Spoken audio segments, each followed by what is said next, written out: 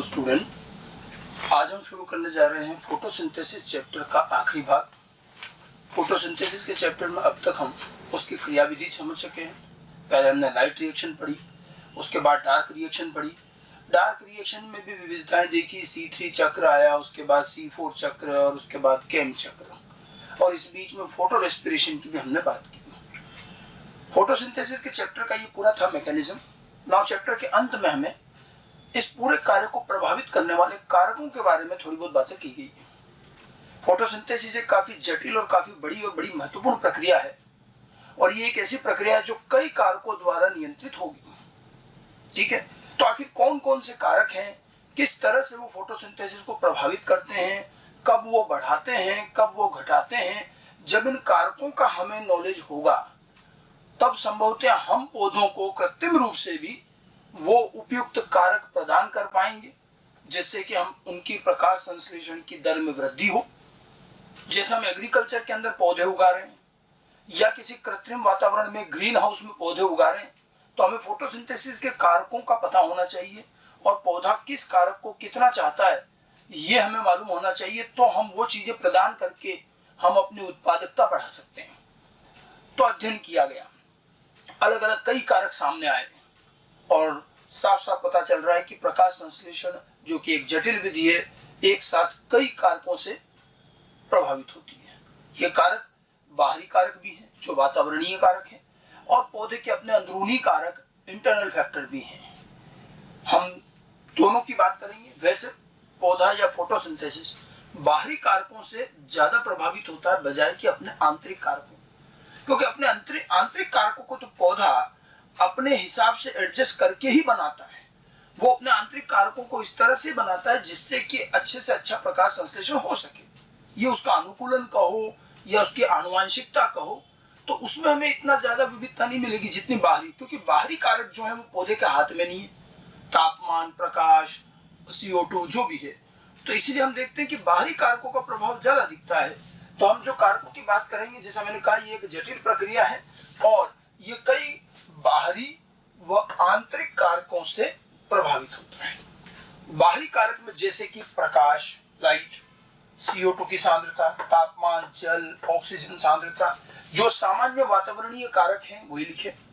आंतरिक कारकों में क्लोरोफिल की मात्रा, पत्तियों की संख्या, पत्तियों का आकार, इस प्रकार की चीजें।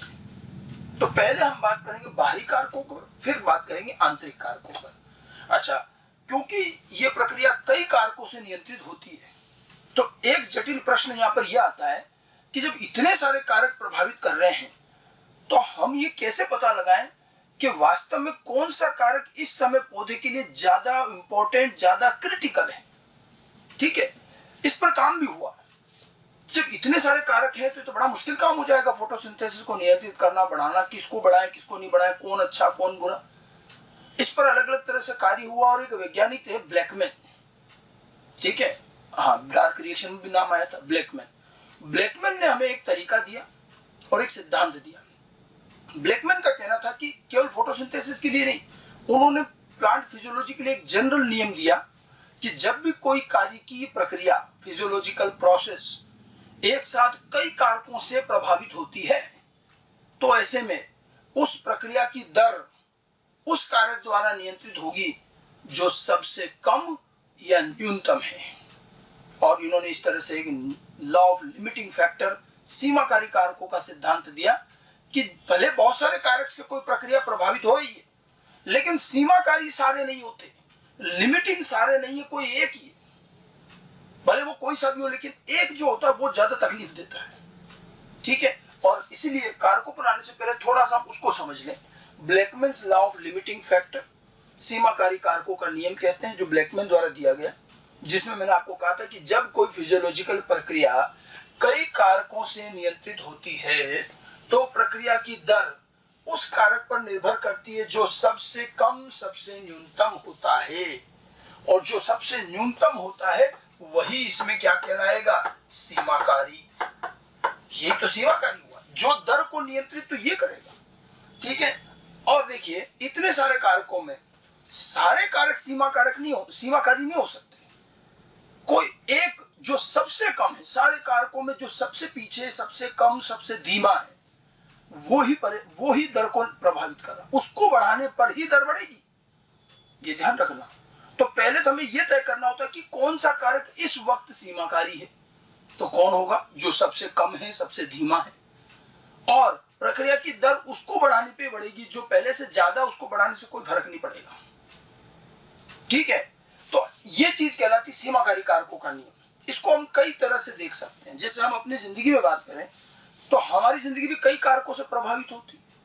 ठीक है, हमें ये भी चाहिए, वो भी चाहिए, ये वो हमारी आवश्यकताएं होती है। लेकिन आप देखिए, इन सारी तमाम आवश्यकताओं में से भी किसी भी एक पर निर्धारित समय पे आप सोचिए तो आपको कोई एक ऐसी आवश्यकता होगी जो आपको सबसे ज्यादा दुखी और परेशान कर रही होगी, और आपको लगेगा कि यार ये मिल जाए तो जिंदगी बढ़िया हो जाएगी। और अगर वो मिल जाती है तो ऐसा नहीं कि जिंदगी बढ़िया हो जाती है। जो हम चाह रहे वो मिल गया तो कोई दूसरा कारक जो है वो सीमाकारी हो जाता है। कोई ना कोई तो कम, देखो सारे तो ज्यादा हो ही नहीं सकते, कोई तो एक कम होगा ही होगा जो सबसे पीछे होगा। केमिस्ट्री में आप पढ़ते हो कि जब कोई अभिक्रिया कई स्टेप में चलती है तो अभिक्रिया की दर वो स्टेप तय करती है जो सबसे स्लोएस्ट है, सबसे धीमी है। हर जगह यही नियम है। ठीक है, जो सबसे कम, सबसे न्यूनतम होता है वही दुखी करता है, और प्रक्रिया भी उसी से रुकी रहती है। प्रक्रिया की दर बढ़ानी है तो जो सबसे कम है उसको धक्का दो पहले तो ब्लैकमैन यही कहते हैं कि कोई भी प्रोसेस जो कई कारकों से नियंत्रित होता है, ऐसे में भी उस प्रक्रिया की दर किसी एक कारक की वजह से ही दिक्कत है या कम हो रही है, और वो कारक है जो सबसे कम है, उसको बढ़ाने पे प्रक्रिया की दर बढ़ेगी। समझ में आ गई बात? ठीक है, और ये देखिए, एक बार में कोई एक ही कारक सीमाकारी होता है, उसको बढ़ा दोगे तो वो अच्छा हो गया, तो कोई दूसरा कम हो जाएगा उसकी तुलना में, तो अब वो सीमाकारी हो गया। फिर उसको बढ़ाओगे तो वो अच्छा हो गया, तो कोई तीसरा कारक हो सकता है वो अब कम रह जाएगा, तो वो सीमाकारी। अच्छा, सीमाकारी कारक भी कोई फिक्स नहीं कि एक ही रहेगा। आपने उसको बढ़ा दिया तो ये तो अच्छा हो गया, तो कोई दूसरा सीमाकारी, उसको बढ़ा दिया तो कोई और लिमिटिंग, एक न एक चलेगा। और ये अगर दर बढ़ाना चाहते हैं तो ये पहचानना भी पड़ेगा कि कौन सा सीमाकारी है। अब ये सवाल ब्लैकमैन से भी पूछा गया कि भाई हम ऐसे तो कैसे बार बार पता करते रहेंगे कि कब कौन सा, कब कौन सा, कब कौन सा। तो उसका एक रास्ता ये भी निकाला गया कि ठीक है, हम मानते हैं कि कोई एक कारक सीमा कारककारी होगा और जो सबसे कम होगा वही होगा, और अगर हम न ज्ञात कर पाए तो एक काम करिए, सारे कारकों को तुलनात्मक रूप से बढ़ाते रहिए। जब आप सभी कारकों को अच्छा कर दोगे तो जो सबसे कम होगा वो भी तो बढ़ रहा है, तो दर बढ़ जाएगी। मतलब जब कई कारकों से अगर चीजें निर्धारित हो रही हैं तो या तो आप वो कारक पता कर लो जो सबसे कम है और वही सीमाकारी, उसको बढ़ा दो, दर बढ़ जाएगी। और अगर ये पता न कर पाओ किसी कारण से तो फिर आप सारे कारकों को ढंग से वृद्धि करा दो, तो कोई भी सीमाकारी हो, कभी ये कभी वो, जब सबको बढ़ा रहे हो तो दर बढ़ेगी। लेकिन ये ध्यान रखने वाली बात है कि एक बार में कोई एक कारक ही दर को परेशान करता है और वही उसको न्यूनतम बनाता है, वही सीमाकारी होता है। उसको ठीक करने पर कुछ समय तक तो दर बढ़ेगी, लेकिन फिर कोई और कारक सीमाकारी हो जाएगा क्योंकि वो तो बढ़ गया, तो फिर उसको बढ़ाना पड़ेगा। इसको देखो एक बड़े अच्छे ग्राफ से दर्शाया जाता है।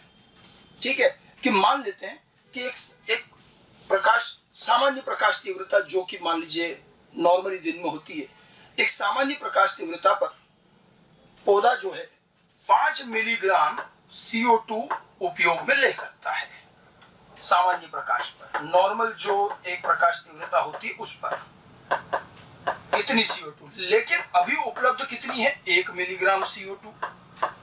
मतलब दिए गए सामान्य प्रकाश और तापमान पर पौधा कितनी CO2 ले सकता है, 5 मिलीग्राम। समझना उदाहरण को। लेकिन वातावरण में कितनी है, मान लेते हैं 1 मिलीग्राम।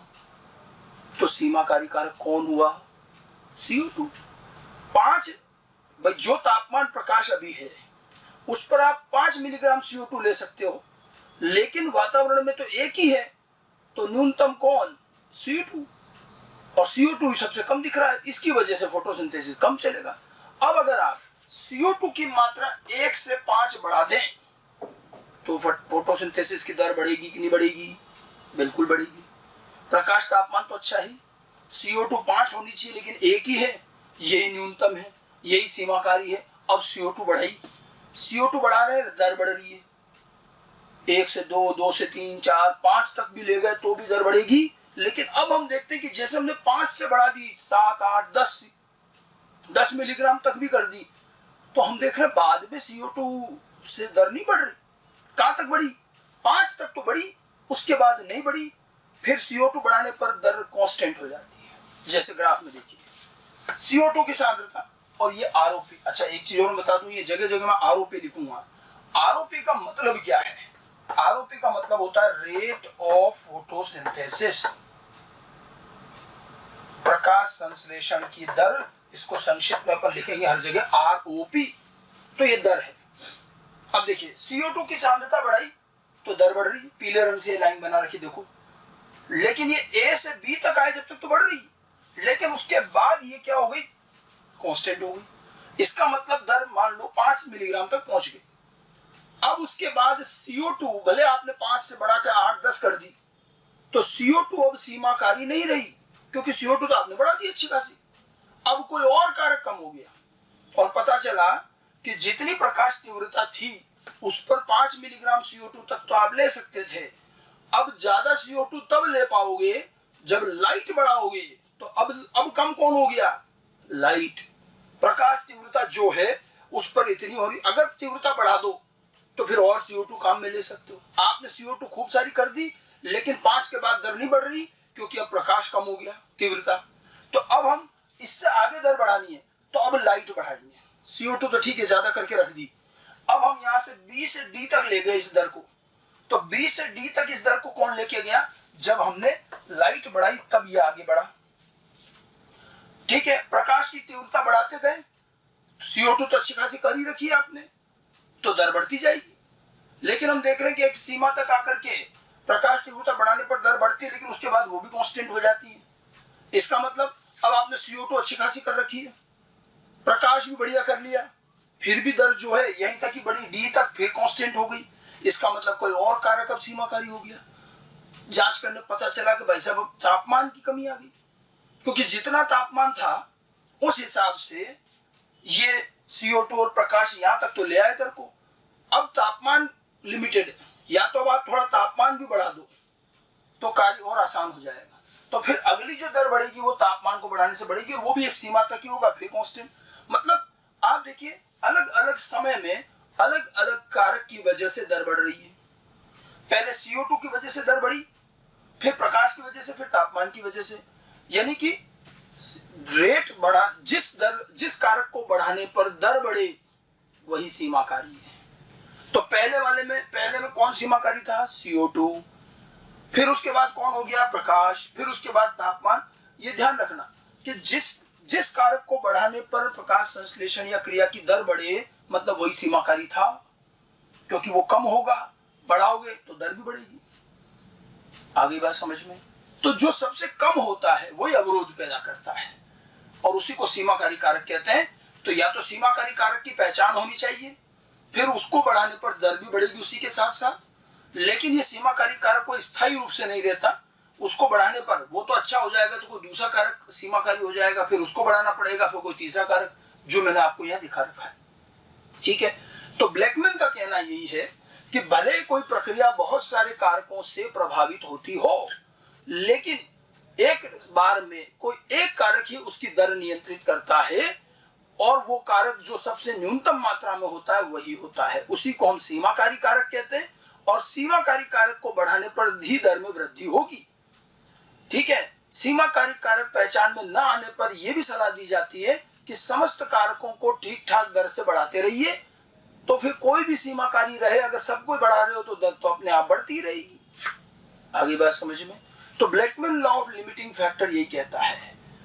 और ऐसे केस में हमें सारे कारक का तरीका पता होना चाहिए कि कौन कैसे फोटोसिंथेसिस को प्रभावित कर रहा है, और कौन किस समय सीमाकारी है, उसी को बढ़ाना पड़ेगा। तो थोड़ा सा पहले तो कारकों से पहले ये एक नियम चर्चा में लाया जाता है, ब्लैकमैन्स लॉ ऑफ लिमिटिंग फैक्टर, ध्यान रखना है। ठीक है, बहुत आसान सा है कि जब कोई प्रक्रिया कई कारकों से एक साथ प्रभावित होती है, तो प्रक्रिया की दर उस कारक पर निर्भर करती है जो सबसे न्यूनतम मात्रा में होता है। इस कारक को सीमाकारी कारक कहते हैं, और इसे बढ़ाने पे ही प्रक्रिया की दर बढ़ेगी। और चाहे कई कारकों से प्रक्रिया प्रभावित हो रही हो, लेकिन एक बार में कोई एक ही कारक सीमाकारी होता है, उसे बढ़ाने पर कोई दूसरा कारक सीमाकारी हो जाएगा, फिर उसे बढ़ाने पर कोई तीसरा कारक भी हो सकता है।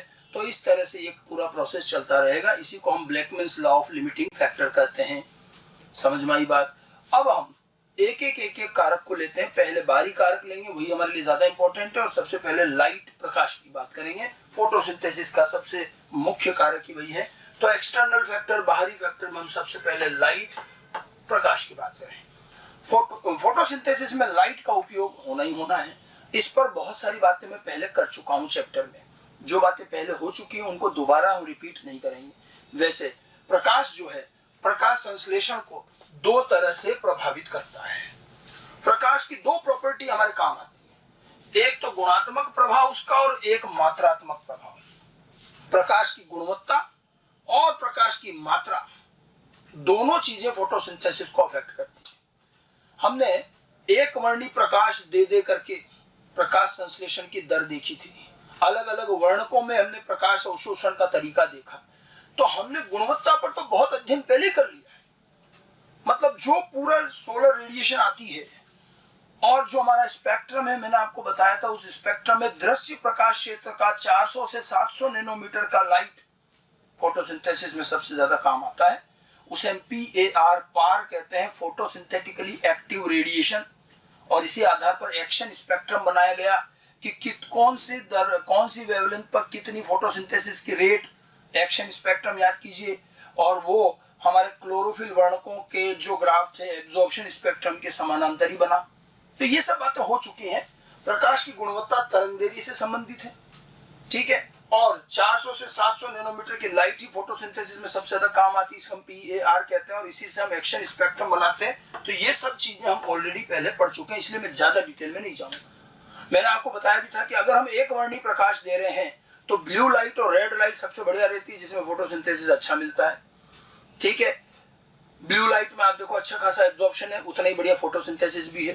रेड लाइट में भी है। और जहां तक बात क्षमता की करें तो सबसे ज्यादा एफिशिएंट लाइट रेड लाइट होती है, क्योंकि वो जितनी अवशोषित होती है उसकी तुलना में फोटोसिंथेसिस ज्यादा करती है, ठीक है।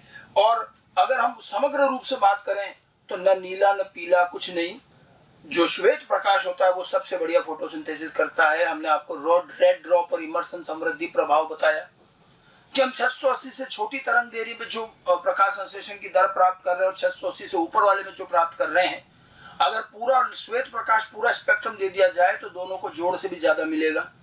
इसीलिए कहा जाता है कि एक वर्णी प्रकाश में तो ब्लू और रेड लाइट में सर्वाधिक फोटोसिंथेसिस है, लेकिन सर्वाधिक फोटोसिंथेसिस वैसे देखा जाए तो किसमें होगा? श्वेत प्रकाश में। ये प्रकाश की गुणवत्ता का प्रभाव है, जो ऑलरेडी हम एक्शन स्पेक्ट्रम के साथ पढ़ चुके हैं। रेड ड्रॉप, इमर्सन समृद्धि प्रभाव, एक्शन स्पेक्ट्रम, इनमें हमने गुणवत्ता और तरंगदैर्घ्य की बात की थी, ठीक है ना। तरंगदैर्घ्य, ऊर्जा, ये सारी चीजें बात की थी हमने कि जिसकी तरंगदैर्घ्य ज्यादा उसकी ऊर्जा कम, और सारी चीज ये पहले हो चुका है, इसलिए हम इसको ज्यादा डिटेल में नहीं जाए। बस हाँ ये ध्यान रखिएगा कौन सी तरंगदैर्घ्य वाली लाइट फोटोसिंथेसिस में सबसे काम आती है, तो 400 से 700 नैनोमीटर वाली। बाकी डिटेल हम पहले पढ़ चुके हैं। अब आते हैं दूसरे भाग पर, मात्रा। प्रकाश की मात्रा भी हमारे लिए इंपॉर्टेंट है भाई, अवशोषित होगी ना ऊर्जा। और हमने कहा था हम प्रकाश की द्वैत प्रकृति या तो किरण या कण प्रकृति दोनों पे बात कर सकते हैं। तो यहां ध्यान रखिए प्रकाश की मात्रा का मतलब है तीव्रता से, और इसको कैसे परिभाषित करते हैं? तीव्रता number of photon per unit area. एक इकाई क्षेत्र में प्रकाश के कितने फोटोन गिर रहे हैं या कितनी रेडिएशन आ रही है। अगर रे नेचर देखोगे तो रेडिएशन, पार्टिकल नेचर देखोगे तो फोटोन। तो number of photon per unit area, इकाई क्षेत्र में कितने फोटोन, कितनी ऊर्जा आकर के गिर रही है, वो उसकी तीव्रता है। ज्यादा फोटोन आ रहे हैं मतलब अच्छी खासी ऊर्जा आ रही है, प्रकाश तीव्रता उच्च हो जाएगी, नहीं तो निम्न भी हो सकती है। और फोटोसिंथेसिस में तो जितने ज्यादा ऊर्जा है उतना बढ़िया है। तो उच्च प्रकाश तीव्रता फोटोसिंथेसिस के लिए अच्छी मानी जाएगी। तीव्र प्रकाश में आरओपी अच्छी प्राप्त होती है। तीव्र प्रकाश मतलब तीव्र प्रकाश तीव्रता, ताकि ऊर्जा ज्यादा होगी तो लाइट रिएक्शन और इलेक्ट्रॉन का एक्साइटेशन आसान हो जाएगा। जबकि विसरित प्रकाश में, डिफ्यूज्ड लाइट में आरओपी कम है।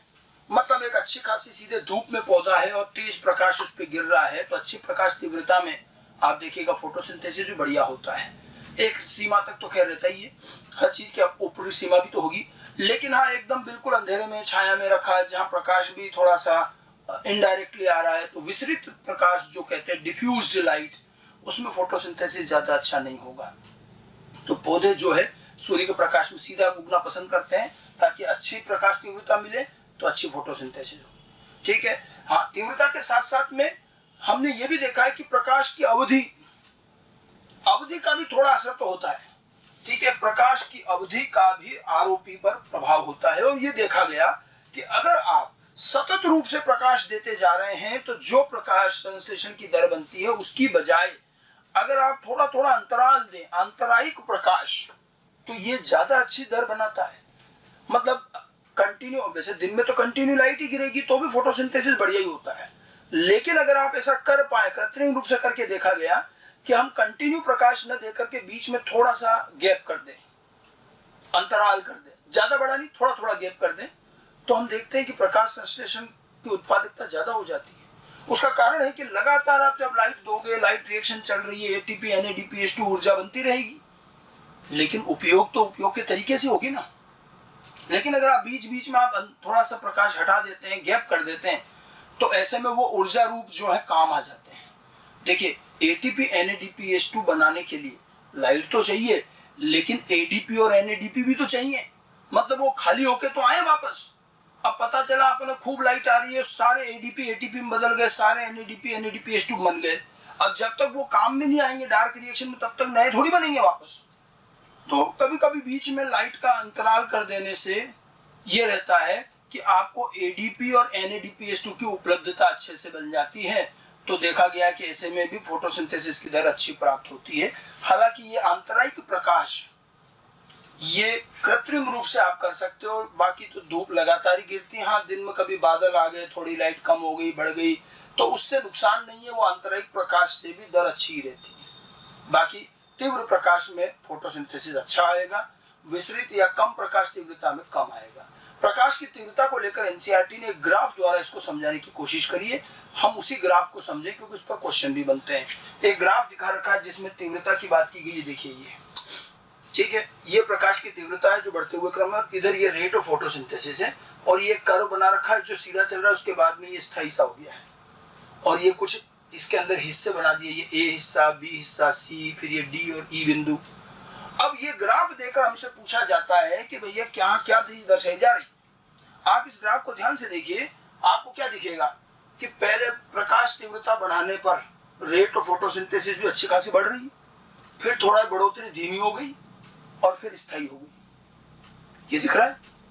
इसका क्या मतलब हुआ कि पहले अगर अच्छी खासी बढ़ रही है तो इसका मतलब प्रकाश तीव्रता ही सीमाकारी है। जिस कारक को बढ़ाने पर प्रकाश संश्लेषण की दर बढ़े वही सीमाकारी है, वही कम था। तो इसको बढ़ा रहे हैं तो फोटोसिंथेसिस अच्छा हो रहा है, इसका मतलब ये सीमाकारी था। फिर जब बढ़ाते बढ़ाते बढ़ाते फिर ये धीमा हो गया, मतलब अब ये सीमाकारी नहीं रहा, इतनी लाइट बढ़ा चुके हैं कि अब कोई और कारक कम होने वाला है। और जब ये स्टेबल हो गया मतलब अब ये सीमाकारी नहीं है, कोई और। ये जो मैंने बिंदु यहाँ दिखाया डी, मतलब प्रकाश तीव्रता का ये वो बिंदु है जिसके बाद फोटोसिंथेसिस की दर नहीं बढ़ रही, मतलब ये अधिकतम है। और जिस प्रकाश तीव्रता पर अधिकतम प्रकाश संश्लेषण प्राप्त हो उसके बाद न बढ़े तो वो संतृप्तता कही जाएगी। लाइट सैचुरेशन पॉइंट, प्रकाश संतृप्त बिंदु। आई बात समझ में? मैं जरा एक एक हिस्से को बात करूं तो पहले बात करें ए हिस्से की।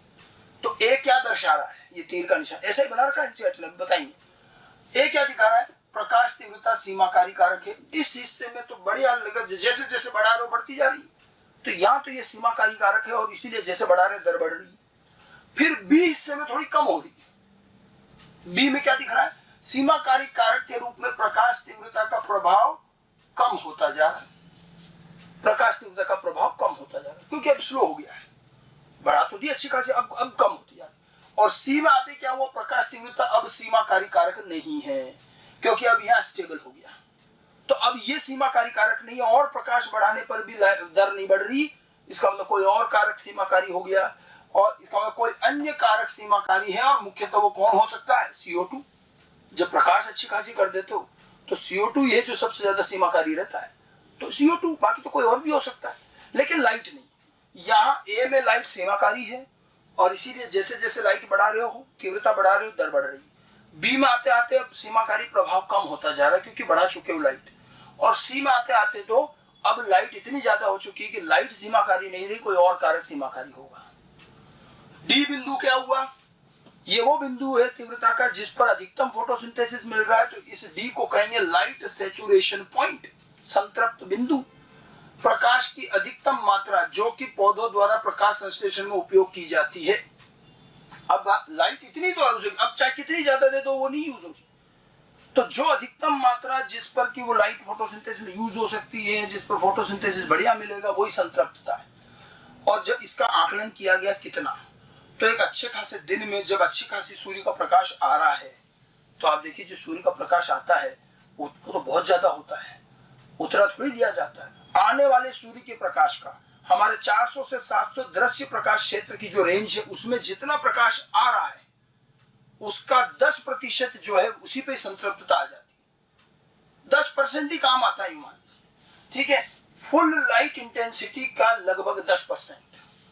तो फुल लाइट इंटेंसिटी जब आ रही है और चाहे बाकी लाइट छोड़ दो तो 400 से 700 PAR वाली, तो भी उसका केवल 10% पर ही हमारी फोटोसिंथेसिस की संतृप्तता आ जाती है। यानी कि ऐसा नहीं है कि जो बहुत सारी लाइट जितनी आ रही है सब लेनी पड़ेगी ना, बहुत आती है लाइट तो, लेकिन जो अच्छी खासी लाइट आ रही है उसका 10% भी अवशोषित हो गई तो हमारे लिए तो उसी पर ही संतृप्त आ जाती है। उसके बाद चाहे कितनी आती रहे, फोटोसिंथेसिस की दर और ज्यादा नहीं बढ़ती, फिर संतृप्तता आती। तो ये संतृप्तता और ये 10% ध्यान रखना, एनसीईआरटी का फैक्ट है ये। और ये फुल लाइट इंटेंसिटी जब अच्छी खासी लाइट आ रही है और 400 से 700 हमारी, हम उसी की बात करें, दूसरी लाइट की बात नहीं कर रहे, वो जो आ रही है उस इंसिडेंट लाइट का 10% पर हमें सैचुरेशन मिल जाता है, ठीक है। इसीलिए लाइट हालांकि बहुत कम ही आपके लिए सीमाकारी रहेगी, 10% ही तो जी है। तो लाइट बहुत विरल रूप से आपको सीमाकारी मिलेगी, इतनी तो मिली जाती है। तभी तो कुछ पौधों के कुछ हिस्से पर मान लो पूरी लाइट ना गिर रही है, थोड़ी टकरा के आ रही है, विसरित आ रही है, काम चलता है, फिर भी उसका 10% चाहिए। और ई क्या दिखा रहा है, रेट ऑफ फोटोसिंथेसिस में, ये क्या है, फोटोसिंथेसिस की अधिकतम दर, मतलब इस प्रकाश तीव्रता पर अधिकतम दर आ रही है। तो ये इस ग्राफ के 4-5 हिस्से हैं, कौन सा हिस्सा क्या दर्शाता है ये ग्राफ अच्छे से समझ लें। अब हाँ, इसके अंदर देखिए एक हिस्सा हम और बना सकते हैं जो एनसीईआरटी में नहीं बना है, लेकिन हमने पहले भी पढ़ा है कि अगर और भी लाइट बढ़ाते जाओगे तो दर तो कांस्टेंट हो गई, बल्कि लेकिन इसके बाद हो सकता है ऐसे कम भी आ जाए।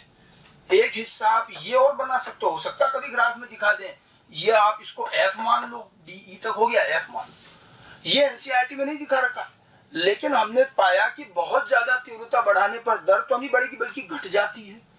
अब बात आती घट कैसे गई, बहुत जरूरत से ज्यादा प्रकाश तीव्रता आने पर हमने आपको बताया था कि बहुत ज्यादा लाइट आ जाने पर हमारे वर्णकों में फोटो ऑक्सीडेशन हो जाता है, पिगमेंट में फोटो ऑक्सीडेशन, सोलराइजेशन।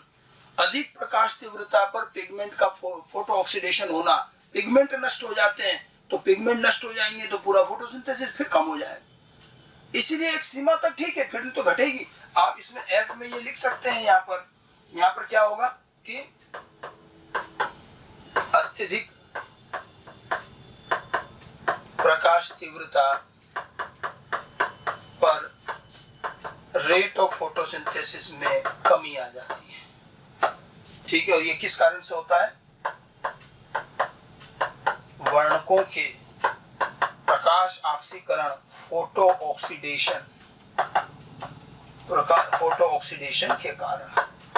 अधिक प्रकाश तीव्रता पर वर्णक फोटो ऑक्सीडेशन कर जाते हैं, सोलराइजेशन।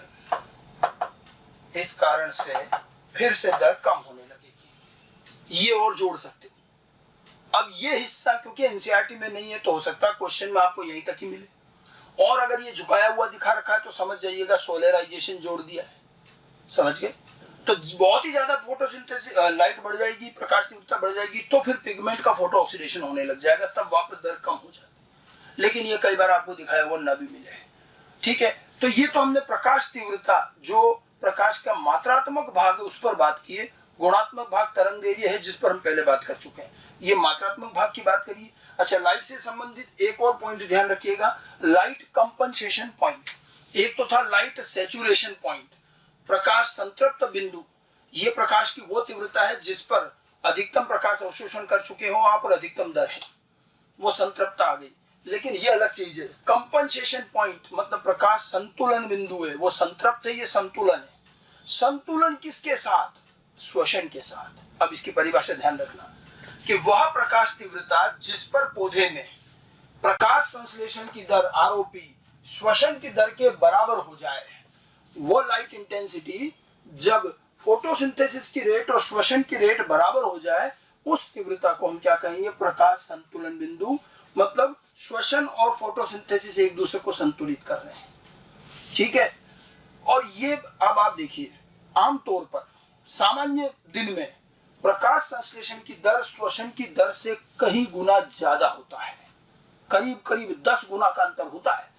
श्वसन तो बेचारा दिन में रात में सब में एक ही दर से चलता है, फोटोसिंथेसिस रात में तो 0 और दिन में फिर फुल स्पीड में चलता है और करीब 10 गुना ज्यादा। अब जैसे सुबह सूर्य उगा, लाइट आना शुरू हुई, तो शुरुआत में तो धीरे धीरे लाइट आ रही है ना, तो फोटोसिंथेसिस भी धीरे धीरे बढ़ता है। तो सुबह सुबह और फिर शाम को जब सूर्य अस्त हो रहा है तो लाइट कम होती जा रही है। तो अर्ली मॉर्निंग और इवनिंग में प्रकाश संश्लेषण की दर जो है वो कम होगी, और वो जब कम होगी तब श्वसन की बराबरी कर पाएगी, अन्यथा दिन में तो वो बहुत ज्यादा होती, 10 गुना बोला है। तो ऐसी स्थिति प्राकृतिक रूप से कब आएगी? जब फोटोसिंथेसिस और श्वसन बराबर दर पर आ जाए। तो यह आमतौर पर सुबह और शाम के समय देखी जा सकती है। बस लाइट धीरे धीरे बढ़ रही है, फोटोसिंथेसिस धीरे धीरे बढ़ता है, तो एक अवस्था वहां आएगी जहां वो श्वसन के बराबर भी आ जाएगा और फिर वो श्वसन से आगे निकल जाता है। फिर दिन भर तो ज्यादा ही चलता है, फिर शाम पड़े वापस जब लाइट कम होती तो फोटोसिंथेसिस कम होने लगता, तो फिर एक समय आएगा जब वो श्वसन के बराबर आएगा और फिर उससे भी कम हो जाएगा, 0। तो सुबह और शाम के समय हमें ये संतुलन बिंदु दिख सकता है, समझ गए? ठीक है। सामान्य दिन में प्रकाश संश्लेषण की दर श्वसन दर से काफी अधिक होती है, जो करीब करीब 10 गुना होती है। फोटोसिंथेसिस की दर और श्वसन की दर में 10:1 का रेशो रहता है सामान्य दिन में। सुबह शाम में हो सकता है बराबर आ जाए, वही संतुलन बिंदु कहलाएगा। आगे बात समझ में? प्रकाश संतुलन बिंदु इस चीज को कहते हैं। ये बस परिभाषाएं ध्यान रखनी है आपको, और बाकी रेट 10 गुना चलती है सामान्य समय। अच्छा, अब एक सवाल ये आता है कि क्या प्रकाश संश्लेषण सूर्य के प्रकाश में संभव है या हम कोई और प्रकाश में भी कर सकते हैं? हम ये ट्यूबलाइट जलाकर, बल्ब जलाकर कृत्रिम प्रकाश भी तो देते हैं, तो क्या फोटोसिंथेसिस कृत्रिम प्रकाश से हो पाएगा? तो अब आप ये ध्यान रखिए, लाइट को, पौधे को और वर्णकों को इस बात से मतलब नहीं है कि लाइट आ कहां से। ऐसा नहीं है कि साहब हम तो सूर्य वाली लेंगे, ऐसी कोई चॉइस नहीं है। उसको तो निर्धारित तरंग दैर्घ्य वाली 400 से 700 तरंग दैर्घ्य वाले और प्रॉपर फोटोन मिलने चाहिए। अब वो चाहे सूर्य के प्रकाश से आए चाहे किसी और स्रोत से आ जाए, इससे फर्क नहीं पड़ता। हालांकि हमारे कमरों में जो ट्यूबलाइट और बल्ब वगैरह रहते हैं उनकी प्रकाश तीव्रता बहुत ज्यादा नहीं होती, लेकिन हम ये नहीं कहें कि सब दिन में कमरे के अंदर रखा हुआ पौधा ट्यूबलाइट के प्रकाश में फोटोसिंथेसिस नहीं कर सकता, करेगा। लेकिन ट्यूबलाइट के प्रकाश की तीव्रता उतनी नहीं होती जितनी सूर्य के प्रकाश की होती, तो तीव्रता में कमी रहेगी, तो फोटोसिंथेसिस न्यूनतम कम दर पर चलेगा, लेकिन होता है। हाँ, आप कृत्रिम प्रकाश की दर बढ़ा दो, सॉरी तीव्रता बढ़ा दो तो बढ़ जाए। तो सूर्य का प्रकाश की ही बाध्यता नहीं है, प्रकाश होना चाहिए, ये ध्यान रखना। तो प्रकाश संश्लेषण कृत्रिम प्रकाश में भी संभव है, किंतु ये बहुत अच्छे से नहीं होता, क्योंकि कृत्रिम प्रकाश की तीव्रता काफी कम होती है। सामान्यतः तीव्रता बहुत कम होती है। यदि आप तीव्रता बढ़ा पाए तो यहाँ भी बढ़ जाएगा, और इसीलिए तो हमारे कमरों में रखे हुए सामान्य ये जो ट्यूबलाइट वगैरह में रखे पौधे भी चलते हैं, कर रहे हैं ना फोटोसिंथेसिस। कम होगा लेकिन ठीक है, चल रहा है, तीव्रता कम है इसलिए, बाकी होता है। ठीक है। अब आप देखिए, पूरा अगर हम इस प्रकाश के इस कारक का निष्कर्ष निकालें कि प्रकाश हमारे लिए सीमाकारी कब होता है, मैंने आपको पहले ही कहा, आने वाली लाइट का 10% ही तो काम आ रहा है, तो प्रकाश की कमी नहीं पड़ती, कभी प्रकाश अच्छा ही रहता है। तो प्रकाश सीमाकारी कारक, क्या सामान्य दिन में प्रकाश कभी सीमाकारी होगा? नहीं होगा। इतनी लाइट तो आ ही जाती है कि हमारा काम चल जाएगा। हाँ, लेकिन क्लाउडी डे, बादल छाए हुए हैं, सूर्य छिपा हुआ है, वह विस्तृत प्रकाश है, तो ये ध्यान रखना, क्लाउडी दिन अगर है तो जरूर ये सीमाकारी रहे, तो कभी कभार आएगा बरसात के समय। या फिर छाया में उगने वाले पौधों के लिए, कौन से पौधों के लिए प्रकाश सीमाकारी हो जाएगा? जो पौधे सीधे सूर्य के प्रकाश में नहीं उग पाते। कैसे? बड़े पेड़ के नीचे लगे हुए छोटे पौधे, अब उस पेड़ की वजह से उस तक बेचारे पर लाइट ही नहीं पहुंच रही तो टकरा टकरा के अप्रत्यक्ष रूप से आ रही है। ठीक है, तो जंगलों में होता है, और प्रकाश प्राप्त करने के लिए पौधों में कंपटीशन होता है। जो वर्षा वन है वो इतने घने हैं कि जो जमीन पे उगने वाले बेचारे छोटे पौधों को तो लाइट ही नहीं मिलती है। जो बड़े वृक्ष होते हैं वो नीचे नहीं आने देते लाइट, और वृक्षों की लंबाई भी बढ़ती जा रही है, एक से आगे निकलने की होड़ मची है, और पौधे बड़े पेड़ बड़े लंबे लंबे हो जाते हैं।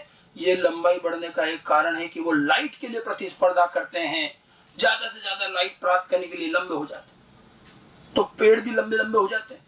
उधर नीचे बेचारे जो छोटे छोटे शाख वगैरह हैं उन तक तो लाइट भी नहीं पहुंचती। कई पौधे होते हैं जो छाया में उगते हैं, वो इनडायरेक्ट वे में विसरित प्रकाश ले रहे हैं। जो पौधे छाया में उगते हैं उनको स्कियोफाइट्स कहते हैं, स्कियोफाइट्स या सियोफाइट्स, छाया में उगने वाले पौधे। इनके लिए लाइट सीमाकारी रहेगी क्योंकि इनको ज्यादा नहीं मिल पा रही। फिर ये बेचारे अब उतनी लाइट में फोटोसिंथेसिस को और अच्छे से कर पाए, इसके लिए बेचारे फिर ये अनुकूलन दर्शाते हैं। कौन कौन सा अनुकूलन हो सकते हैं? एक तो ये पत्तियां बड़ी बड़ी बनाते हैं। अक्सर देखिएगा ऐसे जो पौधे जो छाया में उगते हैं उनकी पत्तियां बड़े आकार की होती हैं। बड़ी पत्तियां में क्या होता है, सतह क्षेत्रफल बढ़ जाएगा तो जो भी थोड़ी बहुत लाइट आ रही है सबका अवशोषण कर सकता है। दूसरा ये हरित पर्णहरित क्लोरोफिल की मात्रा बढ़ा देते हैं ताकि अवशोषण जो भी थोड़ी बहुत लाइट आ रही सबका हो सके। तो क्लोरोफिल की मात्रा बढ़ा देते हैं, पत्तियां बड़ी कर लेते हैं। आप देखिए इसीलिए जो छाया में उगने वाला पौधा होता है उसकी पत्तियां गहरे हरे रंग की होती है क्योंकि उसमें फोटोसिंथेसिस क्लोरोफिल ज्यादा होता है, और बड़ी बड़ी पत्तियां भी होती हैं। बाकी जो बड़े बड़े पेड़ हैं उनमें हरा रंग आपको हो सकता है उतना गहरा ना भी मिले। तो प्रकाश सीमाकारी कब हुआ? सामान्य दिन में, सामान्य पौधों के लिए नहीं। क्लाउडी बादल युक्त दिन है तो उसमें सीमाकारी रहेगा, या फिर जो छाया में उगने वाले पौधे हैं उनके लिए प्रकाश सीमाकारी होता है, फिर वो उसके लिए कुछ अनुकूलन करके अपना काम चलाते हैं। तो ये तो बात हुई लाइट के बारे में। ठीक है, अब आगे चलते हैं। अच्छा, लाइट से संबंधित एक और चीज है जो हमें एनसीईआरटी में क्वेश्चन पूछा गया है। एनसीईआरटी के अंदर जहां हरित लवक पढ़ाया गया है वहां पर एक प्रश्न पूछा गया है कि भाई पत्तियों की मेसोफिल सेल में हरित लवकों की जमावट का प्रकाश की तीव्रता से कोई संबंध है क्या? हमने वहां उस समय नहीं बताया आपको, लेकिन अब हम बात कर रहे हैं, हम लाइट की बात कर रहे हैं। लाइट ही सबसे इंपॉर्टेंट कारक है, मान लो सबसे में। अब हम देख रहे हैं कि हाँ बिल्कुल सही बात है, पर्ण मध्योतक में मेसोफिल सेल में क्लोरोप्लास्ट कैसे व्यवस्थित हैं वो प्रकाश तीव्रता की उपलब्धता पर निर्भर करता है। कैसे? देखिए, मेसोफिल सेल में हरित लवकों की व्यवस्था प्रकाश तीव्रता पर निर्भर करती है। अगर अच्छी खासी प्रकाश तीव्रता है, देखो ये तीर के निशान मतलब बहुत सारी लाइट आ रही है, ज्यादा लाइट आ रही है, तो ऐसे में ज्यादा तीव्रता है, तो ऐसे में ये जितने हरित लवक है वो प्रकाश की दिशा में ही समानांतर रहेंगे। मेसोफिल सेल की भित्ति के समानांतर कह सकते हो, इधर वाली के देखो ये और ये समानांतर है। प्रकाश की तीव्रता हरित लवक प्रकाश के समानांतर व्यवस्थित होंगे, क्योंकि बहुत लाइट आ रही है तो वो समानांतर ही रहते हैं, तब भी अच्छा खासा प्रकाश, क्योंकि बहुत ज्यादा प्रकाश अवशोषण तीव्रता हो जाएगी तो फिर पिगमेंट में फोटो ऑक्सीडेशन भी तो हो जाता है, इसलिए ये समानांतर रहते हैं ताकि जितनी जरूरत हो उतनी लाइट अवशोषित कर पाए। लेकिन अगर कम प्रकाश तीव्रता, निम्न प्रकाश तीव्रता, देखो 2-3 एरो बनाए, लाइट कम आ रही, कम लाइट आ रही है तो फिर क्लोरोफिल को फिर जो आ रही है सबको अवशोषण करना है, तो फिर ये क्या हो जाते हैं, लंबवत हो जाते हैं ऐसे, ताकि जितनी आ रही ज्यादा से ज्यादा लाइट अवशोषित हो सके। तो उच्च प्रकाश तीव्रता में प्रकाश के समानांतर होंगे हरित लवक, और निम्न प्रकाश तीव्रता में लंबवत होंगे। हरित लवक प्रकाश के लंबवत होते हैं, प्रकाश की दिशा के लंबवत होंगे। और अंधेरा अगर है, जब लाइट ही नहीं है, तो फिर वो कैसे भी पड़े रहे, रेंडमली, कोई विधिवत व्यवस्था नहीं होती, तो हरित लवक रेंडमली बिखरे हुए होंगे अगर लाइट नहीं है तो। ये छोटा सा सवाल है जो हमें एनसीईआरटी में एक जगह पूछा गया है कि प्रकाश की तीव्रता का और लाइट की व्यवस्था का क्या संबंध है, तो आपको ये ध्यान रखना है। तो ये मैंने आपको अभी पहला एक कारक बताया है, प्रकाश, प्रकाश की गुणवत्ता, प्रकाश का मात्रात्मक, और प्रकाश की तीव्रता पर हमने बात करी। तीव्रता के आधार पर ग्राफ भी बता रखा है एनसीईआरटी ने, और प्रकाश संतृप्त बिंदु क्या है, प्रकाश संतुलन बिंदु क्या है, ये छोटी छोटी बातें हैं। हरित लवकों का अरेंजमेंट, ये सारी चीजें आप ध्यान रखेंगे। ठीक है, उसके बाद आते हैं अगले कारक पर। दूसरा जो महत्वपूर्ण कारक है प्रकाश के बाद वो है CO2। बल्कि अगर मैं बात करूं सीमाकारी के रूप में, तो मैंने बार बार कहा प्रकाश तो शायद ही कभी आपके लिए सीमाकारी हो, क्योंकि इतनी लाइट आ रही है कि वो तो 10% पे ही संतृप्त हो रहा है। ठीक है, तो प्रकाश तो विरल रूप से ही आपके लिए सीमाकारी हो, इंपॉर्टेंट कारक है, लेकिन सीमाकारी ज्यादा नहीं हो पाता। सीमाकारी तो आपको सबसे ज्यादा दुखी कौन करता है? CO2 मुख्य सबस्ट्रेट है जो ग्रहण की जाती है और इसी का अपचयन होकर के कार्बोहाइड्रेट बनाएंगे, तो CO2 तो अच्छी मात्रा में चाहिए। फिर आप और बता दें कि C3 पौधों में तो बेचारा अगर CO2 कम हो गई तो वो ऑक्सीजन की वजह से वहां फोटो रेस्पिरेशन ऑक्सीजनेज हो जाता है। तो CO2 की सांद्रता हमारे लिए बड़ी इंपॉर्टेंट है। CO2 सांद्रता प्रकाश संश्लेषण को प्रभावित करने वाला एक महत्वपूर्ण कारक है, ये बड़ा इंपॉर्टेंट कारक है। अब CO2 की वर्तमान में कितनी मात्रा है? हम कई बार पढ़ते किताबों में 0.03%, ठीक है, 0.03 से 0.04% के बीच में। ppm में बात करें तो देखिए औसतन वातावरण में CO2 की सांद्रता लगभग 380 से 400 है। NCERT तो 380 लिखती है, 380 ppm या 380 माइक्रोलीटर पर लीटर, ठीक है, और ज्यादा से ज्यादा 400 ppm। 380 से 400 ppm जनरली CO2 वातावरण में है, अर्थात थोड़ी बढ़ चुकी है। 0.03% जो कहते हैं वो 300 ppm है, लेकिन पॉल्यूशन भी हुआ, थोड़ी बड़ी भी है। औसतन इतनी CO2 मिल जाती है 380 से 400। अब आप देखिए ये CO2 क्या पौधों के लिए पर्याप्त है? अब हमने देखा कि पौधे दो प्रकार के हैं, C3 C4। आपको हमने प्रकाश श्वसन भी पढ़ाया, सब कुछ पढ़ा रखा है। आप खुद देखिए ज्यादा CO2 की आवश्यकता किसको रहेगी? सीधी सी बात है, C3 पौधे। C3 पौधे में बेचारे में दिक्कत क्या है? प्रकाश श्वसन साथ साथ होता है, ठीक है। उस प्रकाश श्वसन को कम करने के लिए उसे ज्यादा CO2 लेनी पड़ेगी। ज्यादा CO2 लेगा तो ज्यादातर रूबिस को सारे कार्बोक्सिलेज की तरह काम करेंगे, ऑक्सीजनेज की तरह नहीं करेंगे, इसलिए उसको CO2 की ज्यादा आवश्यकता है। C4 पौधों में ये व्यवस्था नहीं है, वहां तो पेपकेज होता है पहले, तो वहां कोई ऑक्सीजनेज और फोटो रेस्पिरेशन की बात ही नहीं, तो वो कम CO2 से ही अपना काम चला सकता है। इसीलिए एक चीज पहले ध्यान रखें अपन, CO2 सैचुरेशन पॉइंट। जैसे हमने लाइट सैचुरेशन पॉइंट कहा कि वह लाइट की तीव्रता जब आपका फोटोसिंथेसिस सबसे बढ़िया हो, संतृप्त अवस्था, ऐसे CO2 संतृप्त बिंदु कब आएगा? मतलब CO2 की वह सांद्रता जिस पर अधिकतम दर से प्रकाश संश्लेषण कर सके। जैसे लाइट सैचुरेशन पॉइंट था तो CO2 सैचुरेशन पॉइंट। अब CO2 सैचुरेशन पॉइंट C4 पौधों के लिए तो 360 ppm है। 360 ppm पर CO2 C4 के लिए तो पर्याप्त है, कोई दिक्कत नहीं। लेकिन C3 के लिए कितना? 450 ppm।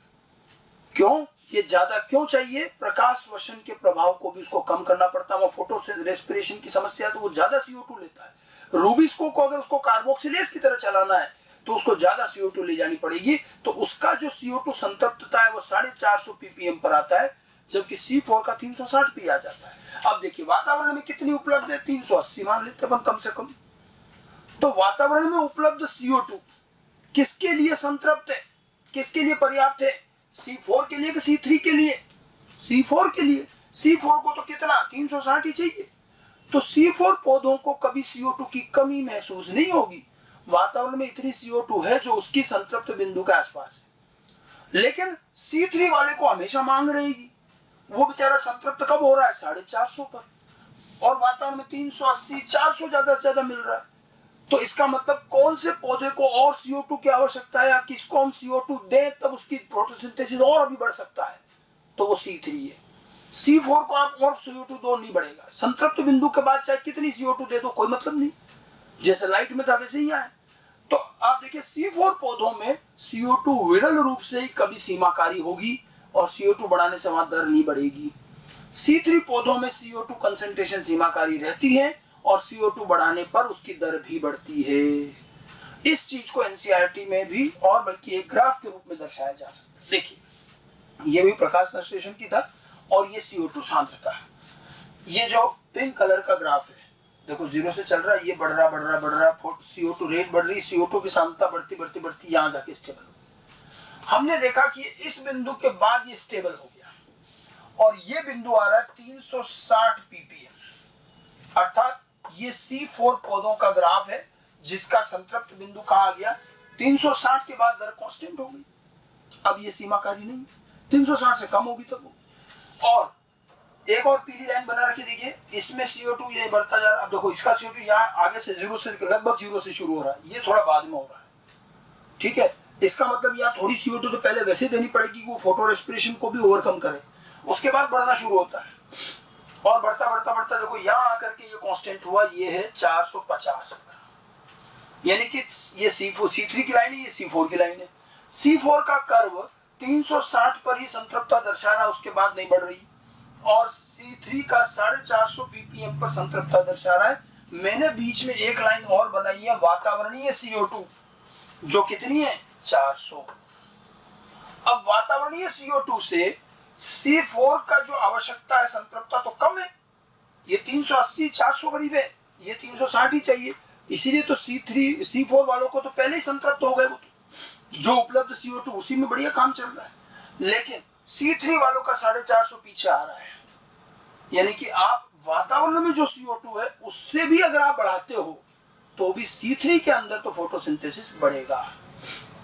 और इसीलिए आजकल देखिए और ज्यादातर पौधे C3 तो हैं, और ये प्रयोग द्वारा देखा गया है कि एक ग्रीन हाउस बना करके, एक चेंबर बना के या कमरा बनाकर, ग्रीन हाउस जिसको कहते हैं, अगर उसमें CO2 की मात्रा बढ़ाए तो C3 पौधों में फोटोसिंथेसिस बढ़ता है, एक सीमा तक तो बढ़ेगा, क्योंकि उनमें ये सीमाकारी है। और इसी को CO2 बढ़ाने पर फोटोसिंथेसिस बढ़ना, उत्पादकता बढ़ना, इसे CO2 फर्टिलाइजेशन इफेक्ट भी कहते हैं, ठीक है। तो पहले दोनों ग्राफ समझ में आ गए, ठीक है। पहला वाला ग्राफ, अब आपको इस ग्राफ में पूछा जाएगा ये लाइन किसकी, C4 की, जो आगे से शुरू हो रहा है और संतृप्तता भी पहले आ रही है, जो लेट शुरू हो रहा है और जो संतृप्त भी बाद में हो रहा है वो C3 की लाइन। लेट क्यों शुरू हो रहा है ये भी और आगे मैं समझाऊंगा, कारण इसमें प्रकाश श्वसन है, वहां तो प्रकाश श्वसन है ही नहीं, तो जैसे CO2 दोगे तुरंत बढ़ना शुरू फोटोसिंथेसिस। यहाँ क्या हो रहा है, थोड़ी CO2 दोगे तो वो तो फोटो रेस्पिरेशन को पहले तो बैलेंस करेगी, फिर बढ़ेगी, इसलिए आगे से बढ़ती है ना। और बीच में ये वातावरणीय CO2 दे रही है, जिससे हमें पता चल रहा है किसको अभी जरूरत है किसको नहीं है। और इसी से मैंने जो आपको बताया CO2 फर्टिलाइजेशन इफेक्ट, कि ग्रीन हाउस में CO2 की सांद्रता बढ़ाने पर C3 पौधों में प्रकाश संश्लेषण उत्पादकता में वृद्धि होना CO2 फर्टिलाइजेशन इफेक्ट कहते हैं। और कई बार ऐसा फसलों के लिए किया जाता है। हमें NCERT ने ये दिया है और दो उदाहरण दिए हैं, NCERT ने पौधे के नाम दिए, टमाटर और बेल पेपर। आप भी बस ये दो नाम याद रखेंगे। टमाटर की फसल को अगर आप ग्रीन हाउस में रखते हैं, CO2 बढ़ाते हैं, तो उसकी उत्पादकता अच्छी आएगी, क्योंकि उसकी दरों फोटोसिंथेसिस बढ़ेगा, C3 पौधा है। बेल पेपर भी ऐसे ही, ये दो ही उदाहरण दिए CO2 फर्टिलाइजेशन इफेक्ट। CO2 बढ़ाने पर ग्रीन हाउस में फोटोसिंथेसिस का बढ़ना C3 पौधों में, ये कहलाएगा CO2 फर्टिलाइजेशन। जैसे टमाटर, बेल पेपर, इनमें C4 पौधों में कोई फर्क नहीं पड़ेगा, बढ़ा भी दोगे, उसकी पहले ही संतृप्त हो चुका है। हाँ, अगर आप CO2 बहुत ज्यादा कर दें, देखिए किसी भी कारक का बहुत अति होना, अति सर्वत्र वर्ज्यते, अति भी तो नुकसान है। बहुत ज्यादा लाइट इंटेंसिटी कर दी तो बल्कि सोलराइजेशन हो जाएगा, तो ज्यादा CO2 भी हानिकारक है। देखा गया है कि 500 ppm के आसपास अगर CO2 हो गई, 500 ppm, तो फोटोसिंथेसिस जो है कम होने लग जाएगा। अब यहां क्या प्रभाव हुआ, ज्यादा CO2, जरूरत से ज्यादा हो जाने पर CO2 जब बहुत ज्यादा हो जाती है तो CO2 अम्लीय प्रकृति की होती है, ध्यान रखना, आपने केमिस्ट्री में पढ़ा भी होगा। उसकी अम्लीय प्रवृत्ति के कारण अल्टीमेटली रंध्र बंद हो जाते हैं, स्टोमेटा ही बंद हो जाएंगे, और जब स्टोमेटा बंद हो गए तो गैसीय विनिमय रुक गया, तो फिर तो CO2 बिल्कुल ही नहीं आएगी, तो फोटोसिंथेसिस कम। तो अत्यधिक CO2 सांद्रता या 500 ppm से ज्यादा CO2 सांद्रता हानिकारक रहेगी, फिर फोटोसिंथेसिस कम होने लगेगा, कारण कि इस समय रंध्र बंद हो जाते हैं।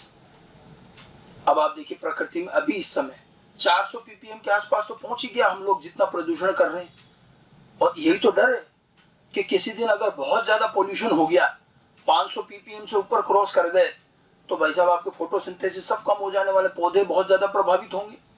तभी तो प्रदूषण कम करने और CO2 उत्सर्जन कम करने का प्रयास पूरे विश्व में चल रहा है, ठीक है। CO2 फर्टिलाइजेशन इफेक्ट है अभी तो, लेकिन ये कोई दूर नहीं, 500 ppm को बहुत दूर नहीं है। इसीलिए तो ये ध्यान रखने वाली बात है कि यह फोटोसिंथेसिस वापस कम होने लगता है। अब जैसे हमने लाइट सेचुरेशन पढ़ा, ऐसे CO2 सेचुरेशन। तो CO2 सेचुरेशन पहले तो याद रखना है, CO2 सेचुरेशन C4 पौधों का कितना 360 ppm और C3 पौधों का कितना 450 ppm, ये तो संतृप्तता है। अब जैसे हमने लाइट संतुलन बिंदु बताया था जो फोटोसिंथेसिस रेस्पिरेशन में संतुलन होता है, ऐसे CO2 कंपनसेशन पॉइंट CO2 संतुलन बिंदु भी होगा। वह CO2 की सांद्रता जिस पर प्रकाश संश्लेषण की दर श्वसन की दर के बराबर हो जाए, उतना CO2 की मात्रा जिस पर श्वसन और फोटोसिंथेसिस बराबर हो जाए, इसको हम कहते हैं CO2 कंपनसेशन पॉइंट। और ये CO2 कंपनसेशन, अच्छा इसमें श्वसन के साथ साथ ध्यान रखना प्रकाश श्वसन भी शामिल है, क्योंकि ये भी तो CO2 O2 यूज करेगा ना, तो इसको प्रकाश श्वसन को भी शामिल करके लेना होता है, ठीक है। और ये जो है कितनी CO2 पर होगी, आप देखिए सामान्य तौर पर तो फोटोसिंथेसिस श्वसन से कई गुना चल रहा है।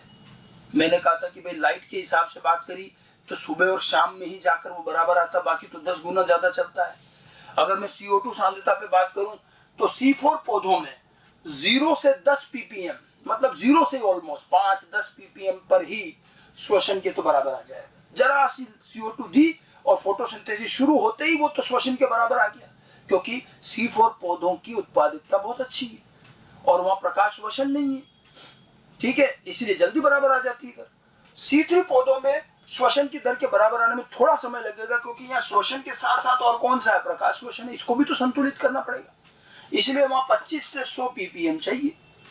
और इसीलिए शुरू में जो थोड़ी CO2 देते हैं ना, तब तक तो आपको प्रकाश संश्लेषण की दर बढ़ती हुई नहीं दिखेगी, बाद में बढ़ेगी। देखिए इसी कारण से तो जो हमने ग्राफ बनाया, ये 0 से शुरू कर रहे हैं C4 में और इसको थोड़ा लेट शुरू कर रहे हैं, ये कंपनसेशन पॉइंट ही तो है। ये जो है ये यहाँ पर जो ये जो बता रखी तीर के निशान, ये CO2 कंपनसेशन पॉइंट है, CO2 कंपनसेशन, ठीक है। तो CO2 कंपनसेशन अगर हम बात करें फोटोसिंथेसिस श्वसन के साथ, तो जब तक वो श्वसन के साथ बराबर हो रहा है, इसका क्या मतलब हुआ, इसका मतलब ये हुआ कि श्वसन जितने CO2 निकाल रहा है फोटोसिंथेसिस उसको ले लेगा, फोटोसिंथेसिस जितनी O2 निकाल रहा है श्वसन उसको ले लेगा, ये आपस में दे लेके बराबर हो जाएंगे। ऐसी स्थिति में ये चीज कब आ जाती है, यहाँ तो 0 से 10 ppm पे जल्दी आ जाएगी, यहाँ 25 से 100 ppm पे आएगी, क्योंकि यहाँ पर इसको ज्यादा O2 निकालनी पड़ेगी, क्योंकि इसको प्रकाश श्वसन भी संतुलित करना है। तो आपको इनके ये कंपनसेशन पॉइंट भी ध्यान रखने हैं, C4 के लिए 0 से 10 और C3 के लिए 25 से 100 ppm। तो एक तो संतृप्त बिंदु ध्यान रखना और एक कंपनसेशन पॉइंट ध्यान रखना है, दोनों बातें ध्यान रखना। और कंपनसेशन का मतलब है जब ये श्वसन के बराबरी आ जाए तब, वो जो बहुत ही कम CO2 पर आ जाता है, ऐसी बात नहीं, ठीक है। ये CO2 के इफेक्ट हुए। अब आप देखिए क्या CO2 कंपनसेशन, मैंने आपको कहा लाइट कंपनसेशन हमें कब मिला, सुबह और शाम को, क्योंकि उस समय लाइट बहुत कम रहती है, तो उस समय फोटोसिंथेसिस और ये दोनों बराबर आ जाते हैं, ठीक है। अब CO2 कंपनसेशन पॉइंट लाने के लिए इतनी CO2 होनी चाहिए, क्या वातावरण में इतनी CO2 है, वातावरण में तो 380-400 ppm है, हमें तो बहुत कम चाहिए। इसीलिए एक चीज ध्यान रखना है यहाँ पर कि सामान्य खुले वातावरण में CO2 कंपनसेशन पॉइंट कभी नहीं देखा जा सकता, क्योंकि कंपनसेशन तो 0 या 10 ppm 25 ppm पे आ रहा है, और सामान्य खुले वातावरण में कितनी 400 ppm है, इससे कमी नहीं है, कोई दिन रात में भी कम नहीं हो रही। लाइट तो चलो रात में 0 है, तो लाइट जब आ रही है तो वहां अपने को श्वसन से बराबरी का मौका मिलता है सुबह और शाम को, यहाँ कहाँ मिलेगा, यहाँ तो 24 घंटे CO2 तो इतनी है ना 400 के आसपास।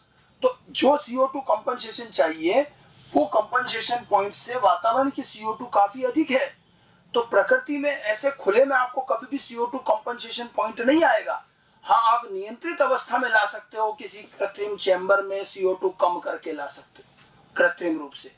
प्राकृतिक रूप से कभी भी CO2 कंपनसेशन अचीव नहीं हो सकता, क्योंकि प्रकृति में CO2 ज्यादा है, हमें कंपनसेशन के लिए बहुत कम चाहिए।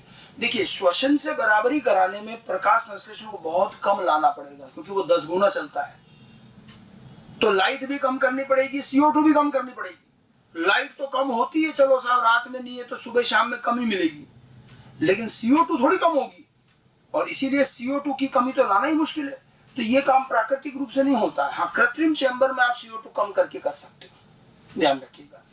कुल मिलाकर जब CO2 कंपनसेशन यदि मान लो हम लाते हैं किसी भी तरह से, तो उस समय जितना CO2 निकला श्वसन जितना O2 निकला वो श्वसन में काम आ गया, श्वसन का जितना CO2 है फोटोसिंथेसिस में काम आ गया, तो कुछ भी नेट ग्रोथ नहीं होगी। नेट ग्रोथ जीरो, कार्बनिक स्टोरेज, कार्बनिक पदार्थ का स्टोरेज, देखिए जितना बना उतना ही श्वसन में खर्च हो गया, जितनी शर्करा बनी उतनी श्वसन में काम आ गई, तो संचय तो कुछ हुआ ही नहीं, संचय नहीं हुआ तो वृद्धि भी नहीं होगी, उत्पादकता भी कुछ नहीं आएगी। तो ये सब चीजें पूछी जा सकती हैं कि CO2 कंपनसेशन पर, क्योंकि फोटोसिंथेसिस रेस्पिरेशन बराबर हो जाते हैं तो कोई अतिरिक्त भोजन बचा ही नहीं, तो संचय जीरो, ठीक है, उत्पादकता जीरो, जितना बनाया उतना ही खर्च कर दिया।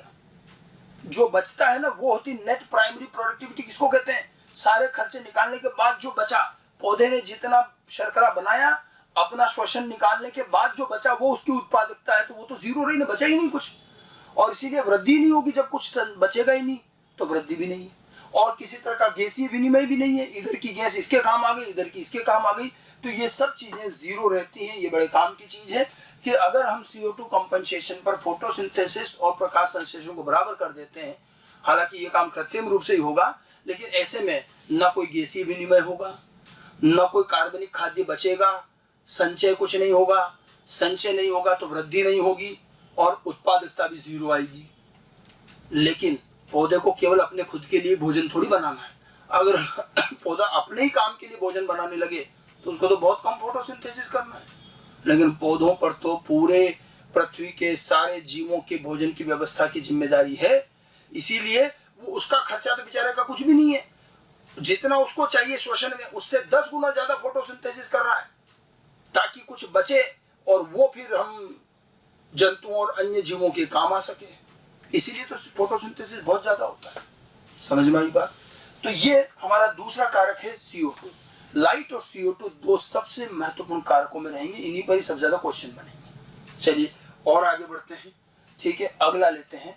अब छोटे छोटे कारक हैं, जल। अब देखिए वाटर भी तो हमारे फोटोसिंथेसिस में काम आता है ना, CO2 और H2, लेकिन पौधा जल अवशोषण तो इतना ज्यादा करता है जड़ों से, और जितना वो जल अवशोषण करता है उसका 1-2% ही कहीं फोटोसिंथेसिस में काम आता है। इसलिए जल कभी भी आपको फोटोसिंथेसिस के लिए सीमाकारी नहीं रहेगा, ठीक है। पादप द्वारा अवशोषित जल में से केवल 1 से 2% जल ही फोटोसिंथेसिस में काम आता है। अतः प्रकाश संश्लेषण के लिए जल विरल रूप से ही सीमाकारी होता है। 1-2% काम आ रहा है। हमें क्या लगता है CO2 + H2O, अरे भाई पौधा जिस मात्रा में जल अवशोषित कर रहा है वो इतना ज्यादा है कि फोटोसिंथेसिस तो बेचारा 1-2% जल ले रहा है और इतना तो मिल ही जाएगा।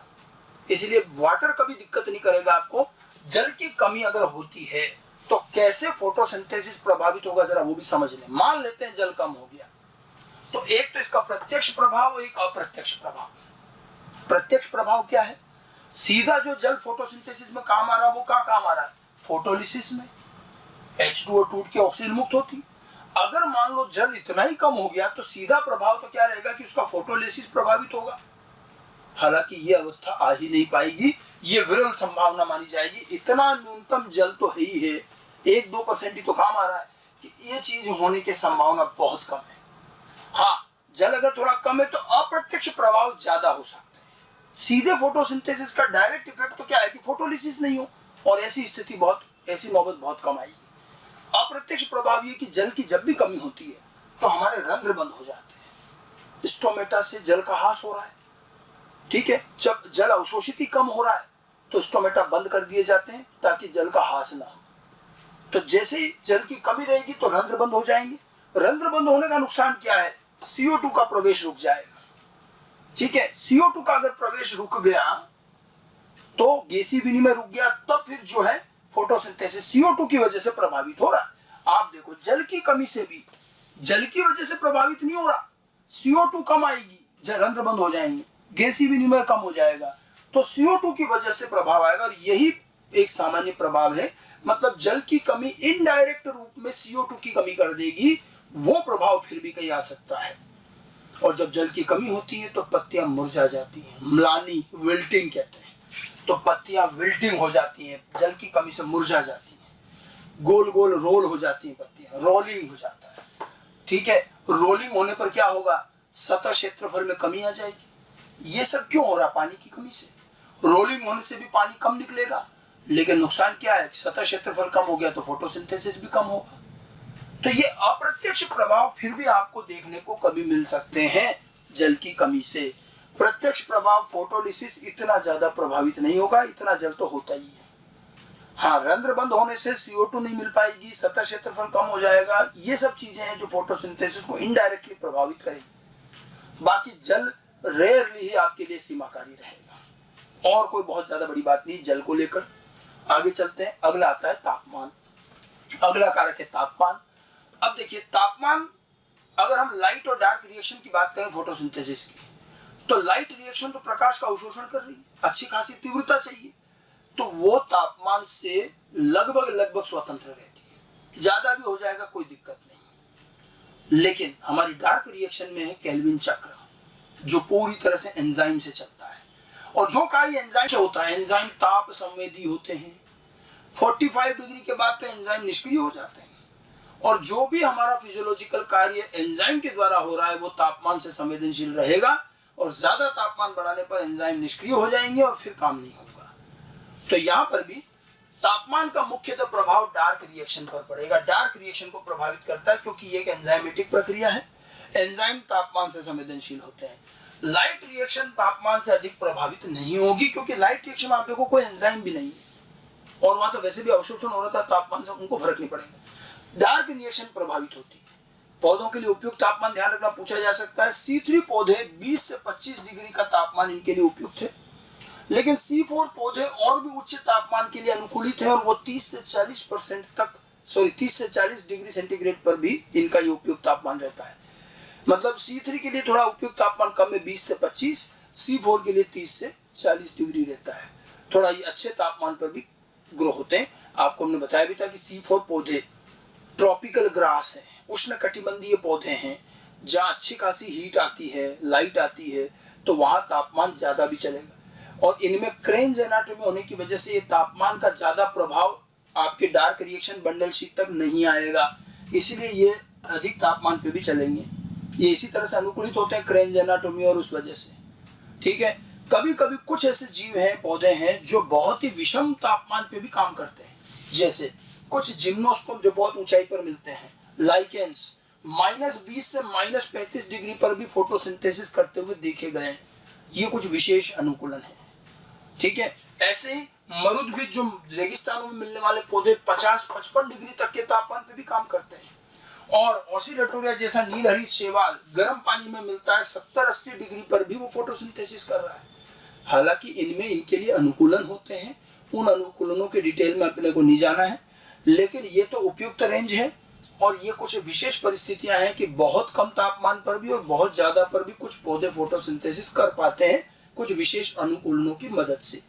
बाकी C3 का एवरेज टेम्परेचर कम रहता है, 20 से 25 जो उपयुक्त तापमान है, और C4 का जो है 30 से 40।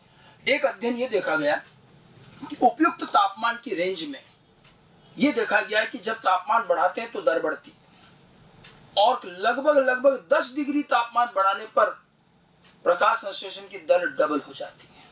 ये एक अध्ययन देखा गया है। ये लेकिन उपयुक्त रेंज है जैसे 20 से 25। तो जैसे मान लीजिए 15 डिग्री पर जितना फोटोसिंथेसिस है, 15 से 25 डिग्री करती फोटोसिंथेसिस की दर डबल हो जाएगी। ये 30 से 40 है, तो 30 डिग्री पर जितना है फोटोसिंथेसिस, 10 डिग्री बढ़ाएंगे 40 पर ले जाएंगे तो डबल। मतलब उपयुक्त तापमान की जो रेंज है इनकी, इसमें प्रति 10 डिग्री बढ़ाने पर फोटोसिंथेसिस डबल हो रहा है। इसे Q10 वैल्यू कहते हैं, ठीक है। यह देखा गया है कि उपयुक्त तापमान पर प्रति 10 डिग्री तापमान बढ़ाने पर प्रकाश संश्लेषण की दर दुगुनी हो जाती है। इसे Q10 कहते हैं, 10 डिग्री तापमान का अंतर, और डबल हो रही है इसलिए Q10 का मान 2 माना जाए। 2 गुना होगी, 3 गुना हो जाएगी तो 3 माना जाता है। वैसे 3 तो खैर रेयर केस में होती है, 2 गुना हो जाती है। अब इसमें क्या ये दिख रहा है कि टेम्परेचर का रोल अपनी रेंज में रहता है, कि उसकी अपनी रेंज के अंदर 10 डिग्री बढ़ाने पर फोटोसिंथेसिस डबल हो जाए, क्योंकि यहाँ ये सीमाकारी रहेगा तो बढ़ेगा, ठीक है। Q10 वैल्यू को थोड़ा सा और समझिए। तो Q10 वैल्यू फोटोसिंथेसिस का जो Q10 है, Q10 क्वोशेंट, Q का मतलब है क्वोशेंट अंग्रेजी में, या यूं कहें 10 डिग्री के अंतर का अनुपात Q10 कहलाता है। मान लीजिए X तापमान है, तो X तापमान पर जितनी दर है, X + 10 डिग्री पर उससे डबल हो जाएगी। तो जो ज्यादा होगी वो ऊपर रखेंगे, x प्लस 10 डिग्री पर रेट ऑफ फोटोसिंथेसिस और x तापमान पर रेट ऑफ फोटोसिंथेसिस का जो रेशो है वो कितना आएगा, 2 आएगा, डबल हो गया। x तापमान पर जो रेशो है फोटोसिंथेसिस की जो दर है, x प्लस 10 पे फोटोसिंथेसिस की रेट डबल हो जाएगी, तो जब आप रेशो निकालोगे तो 2 आएगा, और सामान्यतः 2 ही आता है, ठीक है। विरल रूप से कभी 3 गुना हो जाए तो 3 आएगा, ये बहुत रेयर है, आप तो 2 मान के चलिए। तो फोटोसिंथेसिस के लिए Q10 का मान कितना है, 2। प्रति 10 डिग्री तापमान बढ़ाने पर रेट डबल हो जाती है, लेकिन यह उपयुक्त तापमान की रेंज के अंदर होगा, हर किसी पर यह लागू नहीं होगा, ये बात ध्यान रखनी है, ठीक है। एक तापमान से रिलेटेड एक छोटा सा पॉइंट और ध्यान रखना, ये एक एंजाइम आपको बताया था PPDK, जो C4 चक्र में होता है, pyruvate phosphate dikinase. Pyruvate phosphate dikinase PPDK enzyme जो है, ये लो टेम्परेचर पर बड़ा संवेदनशील है, ये कम तापमान के लिए संवेदनशील है, मतलब कम तापमान पर काम नहीं कर पाता, ठीक है। और इसीलिए आप देखिए C4 और कैम पौधे बहुत ज्यादा निम्न तापमान पर काम नहीं करते, ये उष्णकटिबंधीय क्षेत्रों में होते हैं जहाँ तापमान अच्छा रहता है, 30-40 डिग्री, जो औसत भी ज्यादा है इसका। तो वो इसीलिए है कि यहाँ पर C4 पौधे जो है कम तापमान पर बहुत ही कम फोटोसिंथेसिस कर पाते हैं। इनका ये जो PPDK है ये लो टेम्परेचर पर काम नहीं करता, और इसीलिए मैंने आपको बताया था कि C4 पौधों के लिए 30 से 40 डिग्री का एवरेज टेम्परेचर उच्च चाहिए, ताकि उनका ये एंजाइम भी अच्छे से काम कर सके और रेट ऑफ फोटोसिंथेसिस भी ज्यादा है। तो ये हमारा टेम्परेचर का एक और कारक हो गया, मतलब लाइट, CO2, टेम्परेचर और वाटर, 4 कारक हमने पढ़े। उसके अलावा अगर कारकों में देखें तो एक 5वां कारक है ऑक्सीजन सांद्रता, ये भी एक बाहरी कारक है, लेकिन ऑक्सीजन चूंकि फोटोसिंथेसिस में उत्पाद के रूप में निकलता है, इसलिए ऑक्सीजन ऐसे कहीं बहुत ज्यादा सीमाकारी नहीं होगा, क्योंकि तो उत्पाद की तरह बनता है। फिर भी C3 पौधे ऑक्सीजन से प्रभावित होते देखे गए हैं, क्योंकि यहाँ पर रूबिस्को की समस्या है कि यहाँ अगर ऑक्सीजन की सांद्रता बढ़ती है तो प्रकाश श्वसन की संभावना बढ़ेगी, तो C3 पौधों में रेट ऑफ फोटोसिंथेसिस, ऑक्सीजन सांद्रता बढ़ने पर रेट कम होगी प्रकाश श्वसन के कारण, और ऑक्सीजन बढ़ाने पर फोटोसिंथेसिस में कमी आना, प्रकाश श्वसन के कारण कमी आने को ही क्या कहा गया, वारबर्ग प्रभाव। ये वारबर्ग साइंटिस्ट थे जिन्होंने पहली बार देखा था, इसे वारबर्ग इफेक्ट भी कहते हैं। लेकिन ये सिर्फ C3 में आएगा, C4 पौधे और कैम पौधों में ऑक्सीजन की सांद्रता का कोई प्रभाव नहीं, या बढ़ भी जाए कोई समस्या नहीं, या प्रकाश श्वसन होता ही नहीं।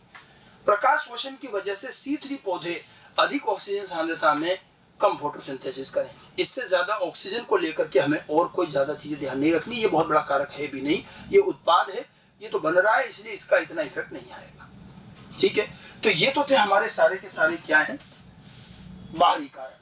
कुछ आंतरिक कारकों पे बात करते हैं। बाहरी कारक हो गए 5, बता दी कितने हो गए।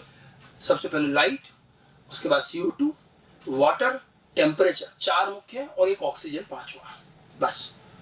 उसमें से भी लाइट और CO2 सबसे अच्छे से ध्यान रखना, क्लियर बात है। आंतरिक कारक पौधों के अपने स्वयं के कारक, उसमें एक आता है क्लोरोफिल की मात्रा। क्लोरोफिल क्योंकि अवशोषण कर रहा है तो मात्रा का प्रभाव तो रहेगा। उसमें भी देखा गया जो यंग लीफ है, तरुण पत्तियां, नई नई पत्तियां, उनमें क्लोरोफिल की मात्रा अच्छी खासी होती है, तो वहां कभी कमी नहीं पड़ती। तरुण हरी पत्तियों में क्लोरोफिल की मात्रा कभी सीमाकारी नहीं होती, किंतु जो पुरानी पत्तियां हैं, जो पीली पड़ चुकी पत्तियां हैं, पुरानी एवं पीली पत्तियों में क्लोरोफिल की मात्रा कम होती जाती है, और क्लोरोफिल कम होने पर फोटोसिंथेसिस कम होगा। तो क्लोरोफिल सीमाकारी केवल पुरानी पत्तियों में है, पीली पड़ी हुई पुरानी पत्तियां उनमें है, वहां क्लोरोफिल कम है, तो फिर ऐसे में हो सकता है फोटोसिंथेसिस कम हो। पीली पड़ जाती, कई बार पौधे को उठा के आपने अंधेरे में रख दिया, पत्तियां पीली पड़ जाती, पांडुरंगता कहते हैं, इटियोलेशन, तो वहां क्लोरोफिल को बनाने के लिए लाइट चाहिए, बताया था ना। अब अगर लाइट भी नहीं रखोगे तो क्लोरोफिल कम, और क्लोरोफिल कम तो फोटोसिंथेसिस कम। तो क्लोरोफिल एक आंतरिक कारक है, क्लोरोफिल की मात्रा, ये केवल पुरानी और पीली पड़ी हुई पत्तियों के में ही सीमाकारी रहेगा, बाकी तो पत्तियों में अच्छा खासा क्लोरोफिल होता है, इतना फर्क नहीं पड़ता। और जो आंतरिक कारक है उनमें देखिए पत्तियों का आकार, छोटी पत्तियां हैं कि बड़ी पत्तियां हैं, ठीक है, उसी हिसाब से सतह क्षेत्रफल है, पत्तियों की संख्या, ठीक है, और पत्तियों का लगने का कोण, तने पर किस एंगल पे पत्तियां हैं, पत्तियों की जमावट को हम फिलोटैक्सी पर्ण विन्यास भी कहते हैं, विपरीत है, एकांतर है, चक्रिक है, ये सब मॉर्फोलॉजी में आप पढ़ते हो। पौधा अपनी पत्तियों को इस तरह से जमाता है कि हर पत्ती को अच्छे से लाइट मिल सके, उसी एंगल पे लगाता है। आकार भी हर पौधे की पत्तियों का अलग अलग हो सकता है, संख्या भी। और ये जो चीजें हैं, पत्तियों कितनी होंगी, कितनी बड़ी होंगी, किस कोण पे लगी होंगी, ये सब पौधे के जीन तय करेंगे। ये आनुवंशिक लक्षण है, ठीक है। ये सब आंतरिक कारक आनुवंशिक रूप से जीन द्वारा नियंत्रित होंगे। एनसीईआरटी इसके लिए लिखती है एक शब्द, जेनेटिक प्रीडिस्पोजिशन। प्रीडिस्पोजिशन कुछ नहीं है, मतलब आनुवंशिक कारक है। इसमें हम कुछ नहीं कर सकते, ना हम इसको चेंज कर सकते हैं, ये पौधे का अपना कारक है, ठीक है। तो ये सारा आनुवंशिक रूप से जीन द्वारा नियंत्रित होने वाला कारक है, लेकिन इनका फर्क पड़ता है। प्रकाश संश्लेषण पर इन सब चीजों का भी फर्क पड़ेगा, लेकिन ये आंतरिक कारक है, जीन से नियंत्रित होते हैं, हमारे हाथ में नहीं है। एक चीज और है, यह तो सामान्य सी बात है कि किसी भी प्रक्रिया का अंतिम उत्पाद जब अगर इकट्ठा होने लग जाए तो हम देखते हैं कि कई बार उत्पाद स्वयं अपने निर्माण की दर को कम करवा देता है। फीडबैक इनहिबिशन कहते हैं। हालांकि फोटोसिंथेसिस में ऐसा बहुत कम देखने को मिलेगा, लेकिन अंतिम उत्पाद का जमाव अगर शर्करा इकट्ठी होने लगे तो देखा गया फोटोसिंथेसिस की दर धीमी हो जाती है। हालांकि इसीलिए पौधा शर्करा को इकट्ठी होने नहीं देता। शर्करा तुरंत हरित लवक से निकाल दी जाती है, मेसोफिल से निकाल के फ्लोएम में डाल देते हैं, सुक्रोज के रूप में परिवहन करते, दूसरी जगह ले जाते हैं। मतलब वहां कमी रखेंगे, या फिर शर्करा को अगर हम परिवहन नहीं कर रहे तो स्टार्च में बदल देंगे। स्टार्च अघुलनशील संचित खाद्य है, वो उसमें पड़ा रहे, कोई दिक्कत नहीं, ठीक है। तो शर्करा का अत्यधिक जमाव भी रेट ऑफ फोटोसिंथेसिस कम कर देता है, इसी को हम फीडबैक संदमन कहते हैं। लेकिन ये विरल रूप से होता है, अतः शर्करा का तुरंत ही परिवहन कर दिया जाता है, सुक्रोज के रूप में फ्लोएम में डाल देते हैं, या फिर इसे स्टार्च में बदल दिया जाता है ताकि शर्करा की अधिकता ना आए, क्योंकि अंतिम उत्पाद की अधिकता आने पर भी दर में कमी आती है, फीडबैक इनहिबिशन होने लगता है। इसलिए पौधा तुरंत ही शर्करा को हटाता रहता है, या तो संचित खाद्य में बदल देगा, नहीं तो इसका दूसरी जगह परिवहन कर देता है। तो ये कुछ 2-4 तरह के अलग अलग प्रकार के आंतरिक कारक है, ठीक है। आंतरिक कारक में बहुत ज्यादा कुछ नहीं है और हमारे हाथ में भी नहीं है, पौधे की बनावट है ये सारी, ठीक है। तो ये तो सारे बाहरी और आंतरिक कारक हो गए। अच्छा, इन सब के अलावा एक और छोटी सी चीज है, कुछ ऐसे रसायन हमने देखे हैं, मानव निर्मित हैं, जो प्रकाश संश्लेषण को संदमित कर देते हैं, इनहिबिटर, संदमक कहते हैं।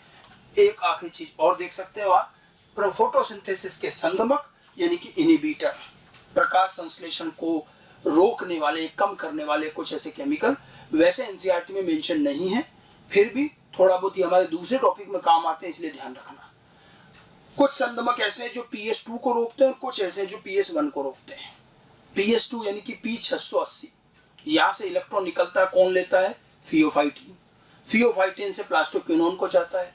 तो कुछ ऐसे केमिकल हैं, ये जो संदमक हैं, फियोफाइटिन से प्लास्टोक्विनोन में इलेक्ट्रॉन को स्थानांतरित नहीं होने देते, ये रोक देते हैं।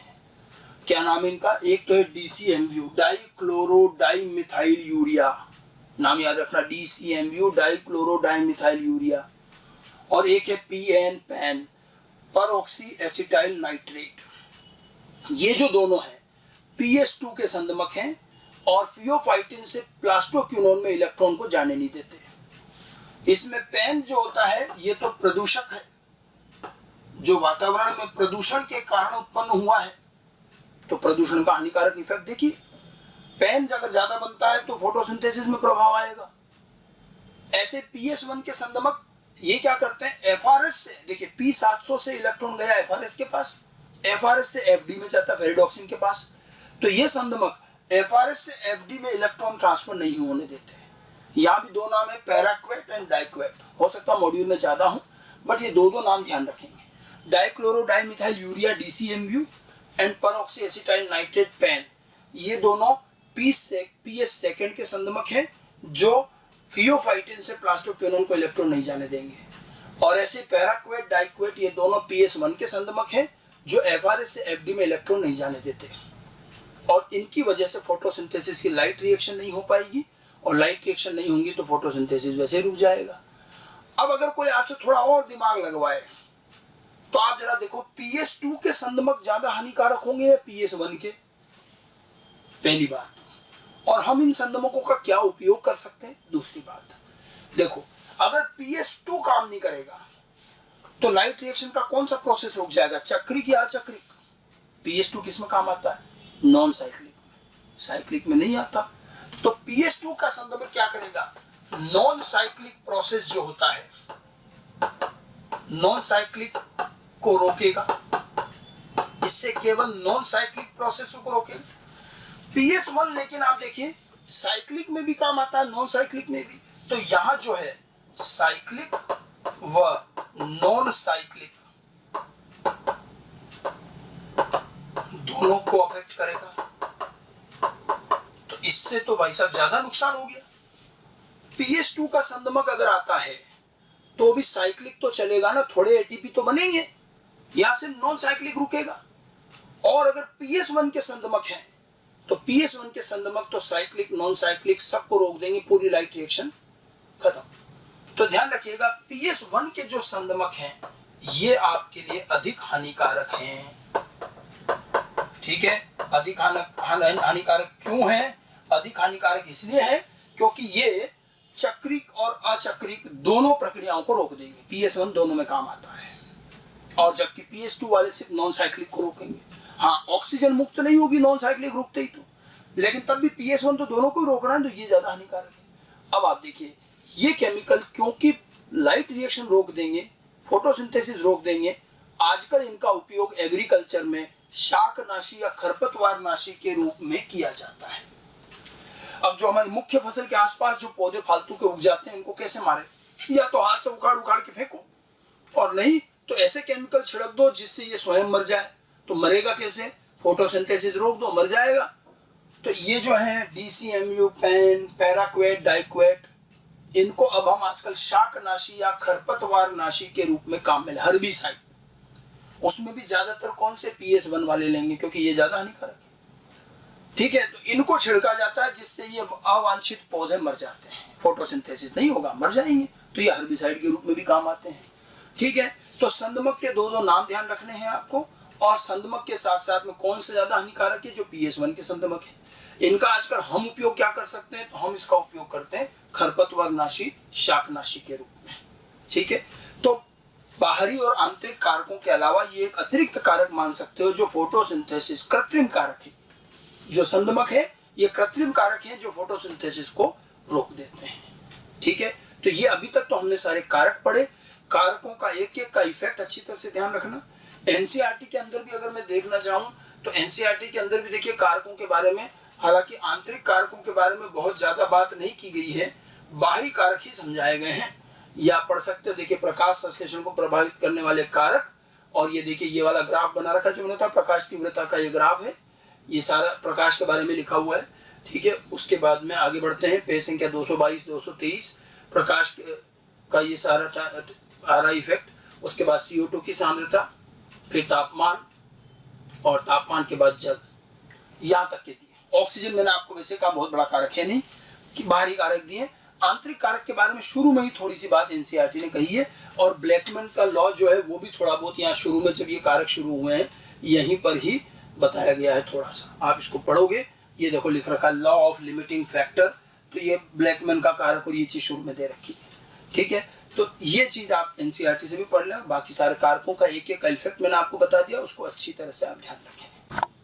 प्रकाश संश्लेषण के विभिन्न कारकों और उनके रोल को समझने के बाद संक्षिप्त में अंत में हम एक छोटी सी बात बैक्टीरियल फोटोसिंथेसिस की भी कर लेते हैं। हालांकि बैक्टीरियल फोटोसिंथेसिस हमारे NCERT के सिलेबस में नहीं है, लेकिन जब फोटोसिंथेसिस की बात होती है तो पौधों और नीलहरी शैवाल के अलावा बैक्टीरिया एक ऐसे जीव हैं जो फोटोसिंथेसिस करते हैं। तो एक नज़र में हम ब्रीफ में केवल उनके अंतर या कुछ विशिष्ट बातों पर बात कर लेते हैं कि किस तरह से बैक्टीरिया में होने वाला फोटोसिंथेसिस पौधों से अलग है। मैंने आपको फिर कहा कि इसके बारे में सीधा डिटेल आपको NCERT में नहीं मिलेगा, बट कभी कभी तुलनात्मक रूप में पूछा जा सकता है कि पौधे में क्या है, बैक्टीरिया में क्या है। आपको पता होना चाहिए कि बैक्टीरिया जो कि प्रोकैरियोटिक कोशिका है उसमें कोई हरित लवक नहीं होता। वहाँ ज्यादा से ज्यादा झिल्लियों के बने हुए क्रोमेटोफोर होते हैं जिनकी संरचना थाइलेकोइड से मिलती जुलती होती है। ठीक है, और वहाँ कोई हरित लवक नहीं है। और भी कई बातों में बैक्टीरिया का प्रकाश संश्लेषण पौधों से अलग है। शुरुआत में जब हमने फोटोसिंथेसिस की हिस्ट्री पढ़ी थी तब भी हमने कहा था कि वहां पर यह देखा गया था, वॉन नील ने देखा था कि वहाँ बैक्टीरिया जो है वाटर की जगह H2S काम में लेते हैं, और उसी से उन्होंने ये तुलना करके बताया था कि जैसे H2S से S निकलता है सल्फर, इसी तरह से पौधों में H2S की जगह अगर H2O यूज होता है तो उसी H2O से O2 निकलती है। पहली बार ये अंदेशा वहीं से आया कि ऑक्सीजन जल से निकलती है। तो ऐसी कई छोटी छोटी बातें हैं जिनमें बैक्टीरिया का फोटोसिंथेसिस थोड़ा अलग है। मैं आपको बैक्टीरियल फोटोसिंथेसिस पढ़ाने नहीं जा रहा हूँ। लास्ट में हम 2 मिनट पर बात कर रहे हैं कि बैक्टीरिया की फोटोसिंथेसिस में ऐसी क्या खास बात होती है जो हम तुलनात्मक रूप में ध्यान रख सके। तो पहले साफ साफ लिखा है कि बैक्टीरिया का फोटोसिंथेसिस पौधों के फोटोसिंथेसिस से कई बातों में भिन्न होता है, छोटी छोटी कई चीजों में ये अलग होता है। अब इसमें क्या विशिष्ट तथ्य हैं बैक्टीरिया के फोटोसिंथेसिस के बारे में, ये चीज हम 4-5 पॉइंट के रूप में ध्यान रख लें। अब जैसे बैक्टीरिया में लाइट रिएक्शन डार्क रिएक्शन दोनों होगी। बैक्टीरिया में लाइट रिएक्शन क्रोमेटोफोर झिल्ली में होगी और डार्क रिएक्शन साइटोप्लाज्म में होती है। पौधों में लाइट रिएक्शन थाइलेकोइड झिल्ली में और डार्क रिएक्शन क्लोरोप्लास्ट के स्ट्रोमा में होता है। यहाँ पर लाइट रिएक्शन क्रोमेटोफोर झिल्ली में और डार्क रिएक्शन साइटोप्लाज्म में होगा, ये बात ध्यान रखनी है। दूसरा जो प्रकाश अवशोषण होता है उसमें अंतर है। नॉर्मली पौधों का जो प्रकाश संश्लेषण है वो 400 से 700 नैनोमीटर वाली लाइट यूज करता है, जिसको हम PAR कहते हैं। ये विजिबल स्पेक्ट्रम का पार्ट है। बैक्टीरिया जनरली और लंबी तरंग दैर्ध्य अवशोषित करता है, यानी कि लाल रीजन से भी आगे की, जिसको हम फार रेड या इंफ्रारेड कहते हैं। तो ये जो है फार रेड या इंफ्रारेड लाइट जो कि 700 नैनोमीटर से भी अधिक की होती है, इसका उपयोग करते हैं अपने फोटोसिंथेसिस में और इसका अवशोषण करते हैं। अधिकतम अवशोषण जो देखा गया वो 870 नैनोमीटर और 890 नैनोमीटर पर देखा गया। 870 या 880 890 नैनोमीटर ये जो क्षेत्र है, यहाँ इनका सर्वाधिक अवशोषण है। तो इसके पिगमेंट में भिन्नता है और इनके जो पिगमेंट है वो नॉर्मली फार रेड रीजन की लाइट को ज्यादा अवशोषित करते हैं, इंफ्रारेड रीजन के लाल से भी बड़ी तरंग दैर्ध्य वाली, जिसमें अधिकतम 870 890 पे अवशोषण होता है। तो लाइट अवशोषण कौन सी क्वालिटी की लाइट ये अब्सॉर्ब कर रहे हैं, ये पौधों से अलग है। डार्क रिएक्शन का स्थल अलग है, वहां स्ट्रोमा में हो रहा है या साइटोप्लाज्म में हो रहा है, ठीक है। इसके अलावा एक और जो मैंने बात बताई थी कि यहाँ पर जल का उपयोग नहीं होता है और इसीलिए ऑक्सीजन कभी ये मुक्त नहीं करते। इनका फोटोसिंथेसिस एनऑक्सीजनिक होता है, मतलब ऑक्सीजन मुक्त नहीं करता। जल हमारे लिए फोटोसिंथेसिस में क्या काम करता है, यह हाइड्रोजन दाता के रूप में काम आता है। H+ और इलेक्ट्रॉन देता है, हाइड्रोजन डोनर। तो अब जब जल यूज नहीं होता है तो यहाँ हाइड्रोजन डोनर कौन सा यूज होता है, ये बात पहले भी बताई गई है। यहाँ पर हाइड्रोजन H+ और इलेक्ट्रॉन दाता के रूप में H2S काम आता है। और इसी बेस पे तो पता चला था कि भाई जैसे H2S है वैसे H2O है, इसीलिए हमने वहां यहीं से तो तय किया था कि ऑक्सीजन वाटर से आनी चाहिए।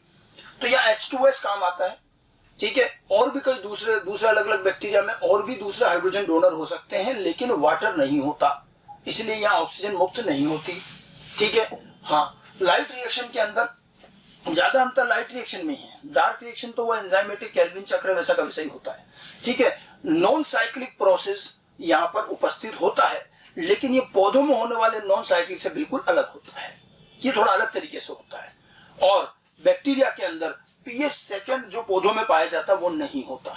और देखिए pH सेकंड नहीं है फिर भी नॉन साइक्लिक प्रोसेस होता है और अंत में NADH2 बनते हैं, ठीक है। अब अपने मैकेनिज्म अपने कोर्स में नहीं है, नहीं तो अदरवाइज मैकेनिज्म में साफ दिखता है pH सेकंड नहीं है, नॉन साइक्लिक जरूर है। हाँ, साइक्लिक प्रोसेस भी है यहाँ, और बल्कि साइक्लिक प्रोसेस ज्यादा इंपॉर्टेंट है यहाँ पर, ये ध्यान रखना।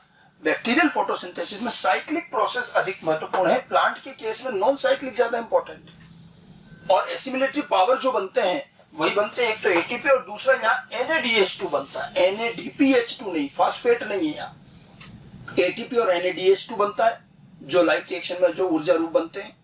और pH सेकंड एब्सेंट है, ठीक है। साइक्लिक नॉन साइक्लिक दोनों प्रोसेस होते हैं, लेकिन साइक्लिक ज्यादा इंपॉर्टेंट है, ठीक है। इसके अलावा वाटर यूज नहीं होता, ऑक्सीजन मुक्त नहीं होती, बल्कि H2S यूज होकर के सल्फर निकलता है अलग से, ठीक है। अवशोषण की बात है तो ये लाल रीजन से भी उच्च तरंग दैर्ध्य, ठीक है, infrared reason far red region की लाइट अवशोषित करते हैं और 870 890 पे अधिकतम अवशोषण है। बाकी हरित लवक नहीं होने की वजह से डार्क रिएक्शन साइटोप्लाज्म और क्रोमेटोफोर की झिल्ली में लाइट रिएक्शन। कम से कम ये कुछ प्रमुख बातें हैं बैक्टीरियल फोटोसिंथेसिस की, ये आपको ध्यान रखनी है, ताकि कभी कभी क्वेश्चन में अगर तुलनात्मक रूप में कुछ आ जाए तो आपको थोड़ा बहुत आइडिया होना चाहिए कि बैक्टीरिया के प्रकाश संश्लेषण में पौधों से क्या बात अलग होती है, ठीक है। इससे ज्यादा डिटेल में मैकेनिज्म में जाने की जरूरत नहीं है, हमारे बहुत ज्यादा सिलेबस में नहीं है। तो इस तरह से आपका ये फोटोसिंथेसिस का पूरा चैप्टर कंप्लीट होता है। निश्चित रूप से लंबा चैप्टर है, कई सारी बातें हैं इसके अंदर, और शुरू से फोटोसिंथेसिस की हिस्ट्री, फोटोसिंथेसिस में काम आने वाले पिगमेंट और भी कई बातें हैं, फिर लाइट रिएक्शन, डार्क रिएक्शन, और डार्क रिएक्शन के अंदर भी C3, C4, कैम, फिर विभिन्न कारक, ब्लैकमैन का नियम, ये सारी बातें हमने पढ़ी हैं बहुत अच्छे से और एक एक चीज को डिटेल से मैंने बताया है। अब बस ये है कि आप इसको अच्छी तरह से और तैयार करें, इससे बेहतर, और एक एक चीज जितना हमारी एनसीईआरटी में है उसका पूरा चीज मैंने आपको क्लियर कर दी। अब इसको आपके ऊपर है, आप इसको और अच्छे से पढ़िए और एक एक चीज ध्यान रखिए।